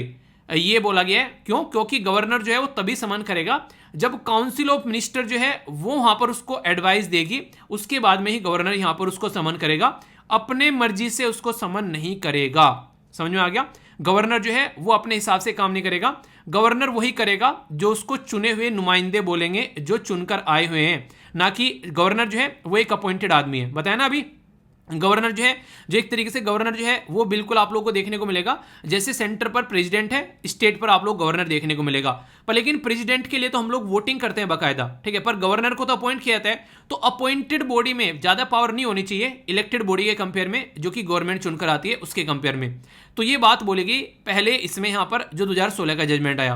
पर लेकिन 2017 का जो यहाँ पर जजमेंट आया उसमें सुप्रीम कोर्ट के द्वारा बोला गया कि यहां पर जो power of the speaker to call the floor test, यानी कि स्पीकर को पावर दी गई है फ्लोर टेस्ट को यहां पर बुलाने के लिए। अगर स्पीकर को लगता है एक तरीके से क्या सही है क्या गलत है, प्राइमे फेसी एक तरीके से कि एक नहीं एक तरीके से पहले से चीजों को इस तरीके से सोच के चलना, हो सकता है कि ये गलत भी हो, पर लेकिन ऐसा कोई कंफर्मेशन नहीं है, ठीक है। तो यहां पर ये शब्द भी अपने आप में काफी इंपॉर्टेंट रखता है कि बेस्ड ऑन जो दिख रहा है वो वोट एक तरीके से स्टार्टिंग में हो सकता है सत्य हो, पर बाद में हो सकता है वो गलत भी हो, पर लेकिन जो दिख रहा है उसके बेस पर कि गवर्नमेंट जो है लग रहा है कि मेजोरिटी में नहीं है। तो अगर ये लग रहा है स्पीकर को कि गवर्नमेंट जो है वो अपनी मेजोरिटी खो चुकी है, तो फ्लोर टेस्ट जो है वो यहां पर करा सकता है। पर लेकिन इंपॉर्टेंट मुद्दा क्या है, इंपॉर्टेंट मुद्दा यहां पर ये कि आगे चल के लगे तो हो भी सकता है कि गवर्नर ये जो स्पीकर जो है उसको गलत लगा हो, वो मेजोरिटी में हो, पर लेकिन ये प्राइमे फेसी वर्ड इसीलिए यूज किया गया यहां पर कि बाद में हो सकता है वो झूठ हो, पर लेकिन अभी ये सत्य लग रहा है, ठीक है। पर लेकिन फिर भी कोर्ट ने हाईलाइट कर दिया साथ ही साथ में कि गवर्नर जो है वो इलेक्टेड ऑथोरिटी तो है नहीं, यहां पर वो नॉमिनेटेड ऑथोरिटी है, जो कि एक तरीके से नॉमिनेशन किया जाता है एक प्रेसिडेंट के बेस पर उस तरीके से। तो नॉमिनेटेड ऑथोरिटी को ज्यादा पावर नहीं दी जा सकती उन लोगों के कंपेयर में जो इलेक्टेड लोग हैं। तो ये काफी बड़ा मुद्दा यहां से निकल कर आया। तो कहने का मतलब है कि गवर्नर को ये पावर नहीं है, स्पीकर को पावर है फ्लोर टेस्ट के बारे में।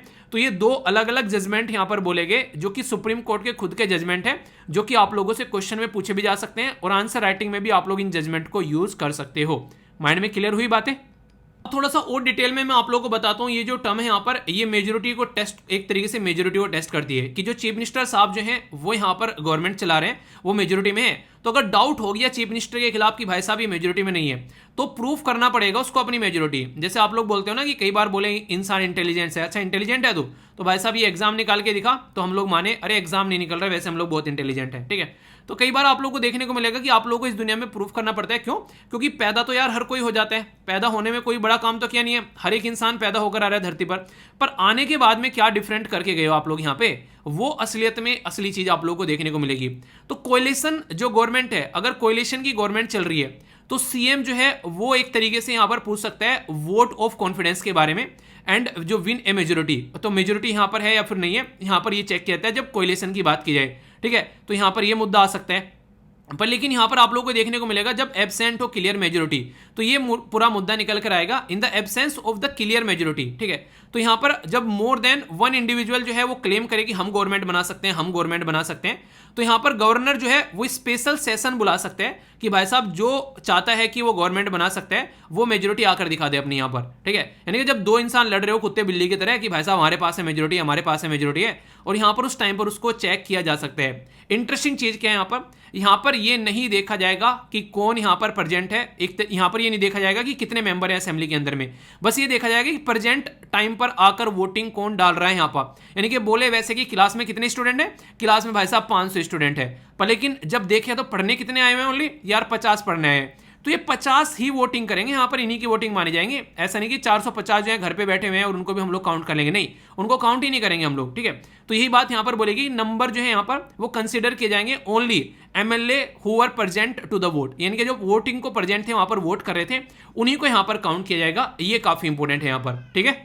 अब जो भी मैंने सारी चीजें पढ़ाई हैं वो यहां से आप लोगों को रिवीजन भी होता हुआ उसका नजर आएगा, और यहां पर कॉन्स्टिट्यूशन में क्या लिखा हुआ है उसके बारे में आप लोगों को पता चलेगा। और जब कॉन्स्टिट्यूशन को क्लियर करने के लिए कि कॉन्स्टिट्यूशन में क्या लिखा हुआ है, क्योंकि सारी चीजें कॉन्स्टिट्यूशन में लिख तो सकते नहीं थे, तो यहां पर बार बार टेस्ट कराए जाते हैं, और उसके चलते यहां पर वो टेस्ट करता है सुप्रीम कोर्ट कि ये सही है या फिर गलत है। आर्टिकल 174 जो है यहां पर वो बोलता है कि गवर्नर टू समन, डिजोल्व या फिर प्रोरोग यहां पर स्टेट लेजिस्लेटिव असेंबली, ये गवर्नर को पावर है। अब इतना बोल के छोड़ दिया, पर लेकिन रियलिटी में अगर आप लोग देखोगे तो काउंसिल ऑफ मिनिस्टर की एड एंड एडवाइस पर गवर्नर काम करेगा। आर्टिकल 174 में क्या लिखा हुआ है कि गवर्नर को पावर दे रखी है डिजोल्व करने की असेंबली, और एड एंड एडवाइस कौन देगा, वो कैबिनेट देगा, साफ साफ बोला गया है। और गवर्नर अपना माइंड अप्लाई कर सकता है अगर उसको लगता है कि जो चीफ मिनिस्टर है वो डाउट है यहाँ पर उनकी मेजोरिटी में, तो गवर्नर भी अपनी दिमाग को यहाँ पर इस्तेमाल कर सकता है, ये बात यहाँ पर बोली गई है। आर्टिकल 175 गवर्नर जो है वो समन कर सकता है हाउस को फ्लोर टेस्ट के लिए, गवर्नमेंट को यहाँ पर अपनी मेजोरिटी दिखाने के लिए, ये भी इंपॉर्टेंट है। और यहाँ पर ये बात बोल दी गई है कि हाउस जो है जो सेशन में है यहाँ पर, ये आप लोग समझिएगा, स्पीकर जो है वो फ्लोर टेस्ट के लिए बोल सकता है, but assembly is not in session, तो गवर्नर जो है वो रेजिड्यू पावर रखता है 163 आर्टिकल के थ्रू यहां पर कि वो फ्लोर टेस्ट ला सकता है जब असेंबली सेशन में नहीं है। यानी कि असेंबली सेशन में उस टाइम तो कौन काम करेगा, वो स्पीकर काम करेगा, पर असेंबली सेशन में नहीं है तो गवर्नर काम करेगा, ये बाकायदा आर्टिकल 163 में बोला हुआ है। एक्शन अगर गवर्नर कोई ले रहा है तो उसका एक्शन जो है वो कोर्ट में चैलेंज किया जा सकता है। यानी कि गवर्नर अगर लगे कि दूध का धुला नहीं है, किसी के नहीं एक तरीके से फेवर में आकर काम कर रहा है, तो भाई साहब चेक करो किसके फेवर में आकर काम कर रहा है, क्योंकि ये जो है लोगों के विश्वास के ऊपर क्वेश्चन मार्क लगता है, क्योंकि लोगों ने चुनकर जनता को एक तरीके से गवर्नमेंट को भेजा, जनता ने चुनकर, तो उनके विश्वास पर क्वेश्चन मार्क नहीं लगना चाहिए। तो ये काफी इंपॉर्टेंट मुद्दा यहां पर हो जाता है, ठीक है। तो ये आर्टिकल काफी इंपॉर्टेंट है जो कि आप लोगों से डायरेक्ट एग्जाम में पूछे जा सकते हैं। फिर बार बार वही बात निकल कर आती है कि 163 के अंदर में गवर्नर को डिस्क्रिशनरी पावर दे रखी है, मतलब वो अपनी इच्छा से काम कर सकते हैं, ये यहां पर पावर गवर्नर को दे रखी है। तो बोला गया कि essentially limits any discretionary power of governor only case when the constitution, अगर संविधान के बारे में बात करें तो स्पेसिफाई गवर्नर मस्ट एक्ट, एक तरीके से अपना जो इंडिपेंडेंट माइंड यूज कर सकता है, पर लेकिन कब, जब आर्टिकल 174 यहां पर बोले कि यहां पर जो ऑलरेडी पावर में है उनकी जो पावर है वो एक तरीके से डिबेटेबल है, तब गवर्नर जो है वो अपनी ये यहां पर पावर यूज कर सकते हैं। यानी कि आर्टिकल 163 जो है वो गवर्नर तब यूज करेगा जब आर्टिकल 174 अप्लाई हो जाएगा कि हाँ डाउटेबल चीजें चल रही है। क्यों? क्योंकि अपोजिशन और गवर्नर जो है वो दोनों फ्लोर टेस्ट पर रिलाई करेंगे कि फ्लोर टेस्ट पे जाकर चेक करो मेजोरिटी है या नहीं है, और सबसे बड़ी बात यहां पर कोर्ट के अंदर कई बार यहां पर ये बातें पहुंची हैं कि भाई साहब डाउट लग रहा है, तो कोर्ट ये बोलता है जब आप लोगों को डाउट लगे तो सबसे पहले आप लोग उसको चेक कर लो ना, कि जब भी आप लोगों को अपॉर्चुनिटी मिले कि हाँ डाउट है, फिर सारी चीजें सही चल रही है, तो उसको क्लियरली आप लोगों को वहां पर आकर चेक करना है ताकि आप लोग चीजों को ढंग से अंडरस्टैंड कर सको। तो ये बातें यहां पर बोली गई हैं डायरेक्ट। तो ये सारी चीजें वो चीजें हैं यार जहां से क्वेश्चन ऑलरेडी पूछे जा चुके हैं और आगे भी क्वेश्चन पूछे जा सकते हैं, तो कोई भी डाउट आप लोगों को इसको लेकर नहीं होना चाहिए, ठीक है। और बाकी गवर्नर के बारे में बहुत सारी चीजें मैं आप लोगों को पढ़ा चुका हूं, बेसिक चीजें जो आप लोगों को पता होना चाहिए कि गवर्नर जो है वो आर्टिकल 153 से लेकर आर्टिकल 167 के अंदर जो पार्ट 6 जो होते हैं यहाँ पर, ये किसका, कॉन्स्टिट्यूशन का, तो स्टेट एग्जीक्यूटिव उसके अंदर में आती है। स्टेट एग्जीक्यूटिव के अंदर में आप लोगों को governor, chief minister, council of minister, advocate general, इसी के साथ में ये आप लोगों को 4 देखने को मिलेंगे। और गवर्नर जो है उसको इस तरीके से समझा जाता है जैसे यहाँ पर वाइस प्रेसिडेंट होते हैं, तो यहाँ पर कोई वाइस गवर्नर नहीं होता है यानी कि स्टेट के अंदर में, और वाइस प्रेसिडेंट होता है सेंटर में पर लेकिन यहाँ पर नहीं होता है। गवर्नर जो होता है वो चीफ एग्जीक्यूटिव हेड होता है स्टेट का, यानी कि नाम पर गवर्नर के काम किए जाएंगे पर लेकिन करेगा कौन, करेगा चीफ मिनिस्टर यहाँ पर। तो ये कुछ ऐसे मुद्दे हैं जो कि आप लोग यहाँ पर समझ सकते हैं। तो यानी कि बेसिक चीजें भी आप लोग याद रखिएगा, कई बार क्वेश्चन आप लोगों से पूछ ले आते हैं, तो इसको लेकर आप लोगों के माइंड में अगर कंफ्यूजन नहीं होगा तो चीजों को आप लोग अच्छे से कनेक्ट कर पाएंगे। आई होप कि आप लोगों के माइंड में इसको लेकर क्लैरिटी आई होगी। हाँ या ना, लाइक या डिसलाइक कर आप लोग बता सकते हैं, जहां भी डाउट हो तो आप लोगों को क्लियर करना है। ओके, बाकी जो कहानी चल रही है उसके बारे में आप लोगों को बताइए। जो अभी यहाँ पर महाराष्ट्र के अंदर इशू चल रहा है उसके बारे में और आर्टिकल यहाँ पर आ रखे हैं, तो उसी को चलते हैं। यहाँ पर आप लोगों को पता है कि आज के डेट में क्या इशू चल रहे हैं देश के अंदर में, खासकर महाराष्ट्र वाले रीजन में गवर्नमेंट को जो गिराने की कोशिश की जा रही है इनके खुद के एमएलए के द्वारा, तो उसी के चलते उनको नोटिस इशू किया गया। तो अभी अपना रिप्लाई करेंगे, वो मुद्दा अभी चलता रहेगा। पर जो एंटी डिफेक्शन लॉ कानून के बारे में आप लोगों को पढ़ाया था उसमें आप लोगों को कोई डाउट नहीं होना चाहिए, वो आप लोगों को बिल्कुल क्लियर होना चाहिए, ठीक है। एक काफी बड़ा मुद्दा भी आप लोगों को देखने को मिला देश के अंदर में, और ये जो मुद्दा है ये इतना बड़ा हो गया कि फिलहाल जो है प्राइम मिनिस्टर मोदी साहब के ऊपर 2002 में जो गुजरात में दंगे हुए थे उनके चलते उनके ऊपर आरोप लगाए गए थे, ठीक है। तो यहाँ पर तीस्ता सतलवाड़ जो है यहाँ पर ये फॉर्मर आईपीएस ऑफिसर, उनको डिटेन कर लिया गया है यहाँ पर, ठीक है। एक तरीके से उनके खिलाफ कई सारे चार्ज लगाए गए हैं, कॉन्स्पिरेसी करने के भी, फ्रोजरी करने के भी, ठीक है। उनका एक्यूज किया गया है यहाँ पर, और इसी के साथ में यहाँ पर एक तरीके से यानी वो आप लोग बोल सकते हैं यहाँ पर कई सारे लोग इसको क्रिटिसाइज कर रहे हैं किस तरीके से कि यहाँ पर एक तरीके से गवर्नमेंट जो है वो गलत तरीके से पावर का यहाँ पर इस्तेमाल कर रही है। पर लेकिन वही है, अब जो चीजें हैं वो आप लोगों के सामने है। जैसे सुप्रीम कोर्ट का डिसीजन आया कि प्राइम मिनिस्टर मोदी साहब के खिलाफ जो कि यहाँ पर एक प्ली डाली गई थी वो एक्सेप्ट नहीं की जाएगी, तो उसको तुरंत यहाँ पर अगले दिन ही यहाँ पर ये एक्शन निकल कर आता है। तो ये इसलिए यहाँ पर काफी ज्यादा क्रिटिसिज्म में यहाँ पर, तो यहाँ पर जो गुजरात की एंटी टेरर स्क्वाड है उनके द्वारा अरेस्ट कर लिया गया यहाँ पर जो तीस्ता सतलवाड़ है, ठीक है, उनके रेजिडेंस से, ठीक है। तो ये काफी एक तरीके से मतलब एक तरीके से नहीं, काफी खतरनाक एक ऐसी न्यूज निकल कर आ रही है जो कि बहुत ही ज्यादा ट्रेंड कर रही है आज की डेट में। तो इसके बारे में कुछ बातें आप लोगों को पता है, 2002 के जो दंगे हुए थे उसमें हिंदू और मुस्लिम को लेकर काफी सारे इशू निकल कर आए थे, और अब तक भी ये जो दंगे हैं ये दबने का नाम नहीं ले रहे हैं। बार बार यहाँ पर प्राइम मिनिस्टर मोदी साहब के खिलाफ यहाँ पर कई सारी जो है इसके चलते जो एक कई सारी उंगलियां उठाई गई, पर लेकिन फिर भी at the end of the day उनको क्लीन चिट मिली। तो ये पूरा एक तरीके से आप लोगों को यहाँ पर चीज देखने को मिल रही है। तो उसी के बारे में है यहाँ पर जो भी आगे जो भी अपडेट आएंगे मैं आप लोगों को बताऊंगा, ठीक है। आगे चलते हैं। यहाँ पर अगर बात करेंगे यमुना रिवर के अंदर में, तो आप लोगों को देखने को मिल रहा है पोल्यूशन। ये ऐसा नहीं है कि यहाँ पर बर्फ देखने को मिल रहा है आप लोगों को, यहाँ पर ये नॉर्थ पोल या फिर साउथ पोल के बारे में बात की जा रही है कि ये आप लोगों को आर्टिक या फिर अंटार्कटिका वाले रीजन के बारे में बात की जा रही है, नहीं, ये दिल्ली की यमुना रिवर है और ये पोल्यूशन आप लोगों को यहाँ पर देखने को मिलेगा। तो यहाँ पर देखते हैं ये इंसान जो है अपने बच्चे के साथ में यहाँ पर इसमें जो एक तरीके से घूम रहा है यहाँ पर, ठीक है। कहा किसे देखा क्या लिखेगा, पीपल सर्चिंग फॉर कॉइन्स, यानी कि ये कॉइन सर्च कर रहे हैं जो यहाँ पर लोगों के द्वारा जब एक तरीके से छठ पूजा वगैरह सेलिब्रेट की जाती है, जब वो कॉइन्स फेंके जाते हैं। तो आप लोग यार लोगों की हालत आज के डेट में देख सकते हो। जब ऐसी चीजें देखता हूँ ना तब लगता है कि क्या रियलिटी में हम लोग 75 साल हो चुके हैं आजादी के आज की डेट में। क्योंकि जब भी आप लोग यार किसी डिपार्टमेंट में जाकर बैठते हो ना और आप लोग वहां पर कोई करप्शन करेगा, तो वहां पर उसका करप्शन का सारा जो एक तरीके से इंपैक्ट है ना वो इन गरीब लोगों के ऊपर पड़ता है, वो किसी अमीर इंसान के ऊपर नहीं पड़ता है। तो हमेशा यार कम से कम अगर ऐसे फैमिली से आप लोग सिलेक्शन होकर कहीं जाते हैं तो आप लोग इसको एज ए फीस मान सकते हैं जो भी आप लोगों को लगे, पर लेकिन यार कहीं करप्शन मत करना जाकर, ठीक है। किसी गरीब का हक मारोगे आप लोग अगर वहां पर करप्शन करोगे। तो ये कुछ ऐसी बातें हैं जो खासकर दिल को दुखाती हैं। देख सकते हैं यार ये मतलब सिक्के ढूंढ रहे हैं आप लोग, ये जान को खतरे में डालकर यहाँ पर, समझ रहे हैं आप लोग इसको। चलिए जो भी है, अभी यहाँ पर एक और न्यूज निकल कर आ रही है कि नो लो कॉस्ट फ्लाइट आज के दिन में आप लोगों को देखने को मिलता है। हमारे देश में एक स्कीम है जिसको बोलते हैं उड़े देश का आम नागरिक, ठीक है। उड़ान स्कीम जो है वो इसी मुद्दे के ऊपर बात करती है पर लेकिन फिलहाल जो है वो उड़ान स्कीम जो है वो यहाँ पर काम नहीं आने वाली है अगर बात की जाए तो। रीज़न क्या है? रीज़न ये है कि काफ़ी सारी जो दिक्कतें अभी देखने को मिली दुनिया भर के जो अभी यहाँ पर इशू निकल कर आए अभी फिलहाल के टाइम पर, जब से यहाँ पर कोविड-19 आया, तो उड़ान स्कीम जो है ये हमारे देश में लॉन्च की गई थी सस्ती फ्लाइट प्रोवाइड कराने के लिए। याद रखिएगा इसका साल 2016 में इसको लॉन्च किया गया था और ये किस मिनिस्ट्री के अंडर में आती है? मिनिस्ट्री ऑफ सिविल एविएशन के अंडर में आती है। मिनिस्टर पता है आप लोग कौन है? छोटी छोटी चीजें यार, ये तो पता होना चाहिए कम से कम। बताइए चलिए। तो उड़ान स्कीम का फुल फॉर्म है उड़े देश का आम नागरिक। रीजनल कनेक्टिविटी के लिए यहाँ पर ये स्कीम लॉन्च की गई थी ताकि रीजनल लेवल में कनेक्टिविटी बढ़ाई जा सके और हमारे देश में हवाई चप्पल पहनने वाला एक इंसान भी हवाई जहाज की यात्रा कर सके। और सबसे इंटरेस्टिंग चीज तो यहाँ पर ये उड़ान स्कीम की जो अचीवमेंट देखने की बात करें, कृषि उड़ान करके भी यहाँ पर स्कीम स्टार्ट की गई, जिसमें यहाँ पर लगभग 16 एयरपोर्ट जो है उनको आइडेंटिफाई किया गया था। और नॉर्थ ईस्ट वाले रीजन से, हमारे देश में से अगर सामान कहीं भी बेचना है इंडिया के अंदर भी या फिर इंडिया के बाहर भी, तो उसके चलते यहाँ पर बात की गई इस पर्टिकुलर सिस्टम को यूज करने की। तो ये काफी इंपॉर्टेंट है, याद रखिएगा। अब तो उड़ान 1, 2, 3, 4 इस तरीके से आगे चल रही है, तो इंटरनेशनल उड़ान भी आ चुकी है, तो ये आप लोगों को कंफ्यूजन नहीं होना चाहिए, ठीक है। ये एक तरीके से काफी एथिकल इशू है। 75वीं आजादी की सालगिरह हम लोग सेलिब्रेट कर रहे हैं और यहाँ पर ये एक पेंटिंग है यहाँ पर दीवार के ऊपर, उसके सामने जो है लोग यहाँ पर रिलैक्स कर रहे हैं, होमलेस पीपल, यानी कि जो एक तरीके से जिनका घर नहीं है। तो यहाँ से दिखाते हैं कि रियलिटी में हमारी आज़ादी किस तरीके से हम लोग सेलिब्रेट कर रहे हैं। तो ये एक पिक्चर है यहाँ पर। आसाम के अंदर फ्लड जो है वो काफ़ी ज़्यादा खतरनाक इंपैक्ट डाल रही है और यहाँ पर आर्मी जो हमारी हमेशा जिनको सैल्यूट किया जाता है वो अपना काफ़ी शानदार तरीके से अपनी ड्यूटी परफॉर्म कर रहे हैं। तो ये काफ़ी सोचने वाली बात है यहाँ पर। अगर बात करें तो यहाँ पर आसाम के अंदर इस तरीके से फ्लड देखने को मिल रही है, ये एक मुद्दा है जो कि आप लोग समझ सकते हैं। अभी जो जून का महीना है ये मंथ ऑफ प्राइड के रूप में सेलिब्रेट किया जाता है, किसके द्वारा? LGBTQ कम्युनिटी के द्वारा, जिसको बोलते हैं आप लोग यहाँ पर लेस्बियन, गे, सेक्सुअल, ट्रांसजेंडर, क्यूर। तो यहाँ पर ये कम्युनिटी है, इसको प्राइड मंथ के तौर पर यहाँ पर जून को सेलिब्रेट करती है। सबसे पहला तो एक इंपॉर्टेंट बात आप लोग ये याद रखिएगा। इसी के साथ में यहाँ पर अभी रिसेंटली अगर आप लोग बात करेंगे, इंटरनेशनल जो लेबर ऑर्गेनाइजेशन है उसके द्वारा भी यहाँ पर इंक्लूड किया गया LGBTIQ कम्युनिटी को in the world of work, यानी कि उनको भी एक तरीके से इक्वल अपॉर्चुनिटी मिलनी चाहिए काम की, जैसे दूसरे लोगों को मिलती है।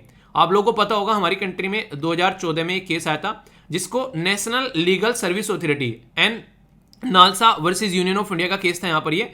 तो इस केस में यहाँ पर ये बोला गया कि जैसे मेल होता है वैसे ही फीमेल होता है, वैसे ही ट्रांसजेंडर यानी कि किन्नर होता है, तो उसको भी हम लोग को अपने साथ में लेकर चलना है, तो उनको भी उनके अधिकार मिलने चाहिए। ये बात यहाँ पर हम लोगों ने देखी थी। तो उसी के चलते आप लोग याद रखिएगा, इसी के बेस पर यहाँ पर इनको भी आगे लेकर चलने की बात की गई इंटरनेशनल लेबर ऑर्गेनाइजेशन के द्वारा, ऑर्गेनाइजेशन के लिए भी यहाँ पर, ठीक है। और इंटरनेशनल लेबर ऑर्गेनाइजेशन जो है ये एक ऐसी ऑर्गेनाइजेशन है जो कि काफी इंपॉर्टेंट है और लोगों के हकों के बारे में बात करने के लिए 1969 में इसको नोबेल प्राइज से भी नवाजा गया था। नोबेल पीस प्राइज इसको मिल चुका है इंटरनेशनल लेबर ऑर्गेनाइजेशन को। और याद होगा आप लोगों को, मैंने आप लोगों को बताया भी था और ये स्टेट पीसेस में क्वेश्चन भी बना था कि 1919 में बना था और 2019 में इसको पूरे 100 साल कंप्लीट हुए थे। तो इसके चलते अभी इसके बारे में कई सारे क्वेश्चन भी पूछे गए थे। तो ऐसे भी क्वेश्चन आप लोगों से बनते हैं, तो ये आप लोगों को इसलिए बता देता हूं मैं छोटी छोटी चीजें, ताकि एग्जाम में जब बैठे हो आप लोग जाकर तो आप लोगों को ये ना लगे यार कुछ नया आ गया, इसलिए स्टैटिक इन्फॉर्मेशन बैकग्राउंड की आप लोगों को बताता रहता हूं, ठीक है। तो ये बेसिक इन्फॉर्मेशन है। केरला के अंदर में यहाँ पर रीजनल रेड लिस्ट ये जारी करेंगे चिड़ियाओं के लिए। जैसे इंटरनेशनल लेवल पर आप लोगों को पता है IUCN, international union of conservation nature, तो यहाँ पर ये एक लिस्ट जारी करती है, international union of for conservation of nature, ऐसे यहाँ पर लिस्ट जारी की जाएगी इनके द्वारा।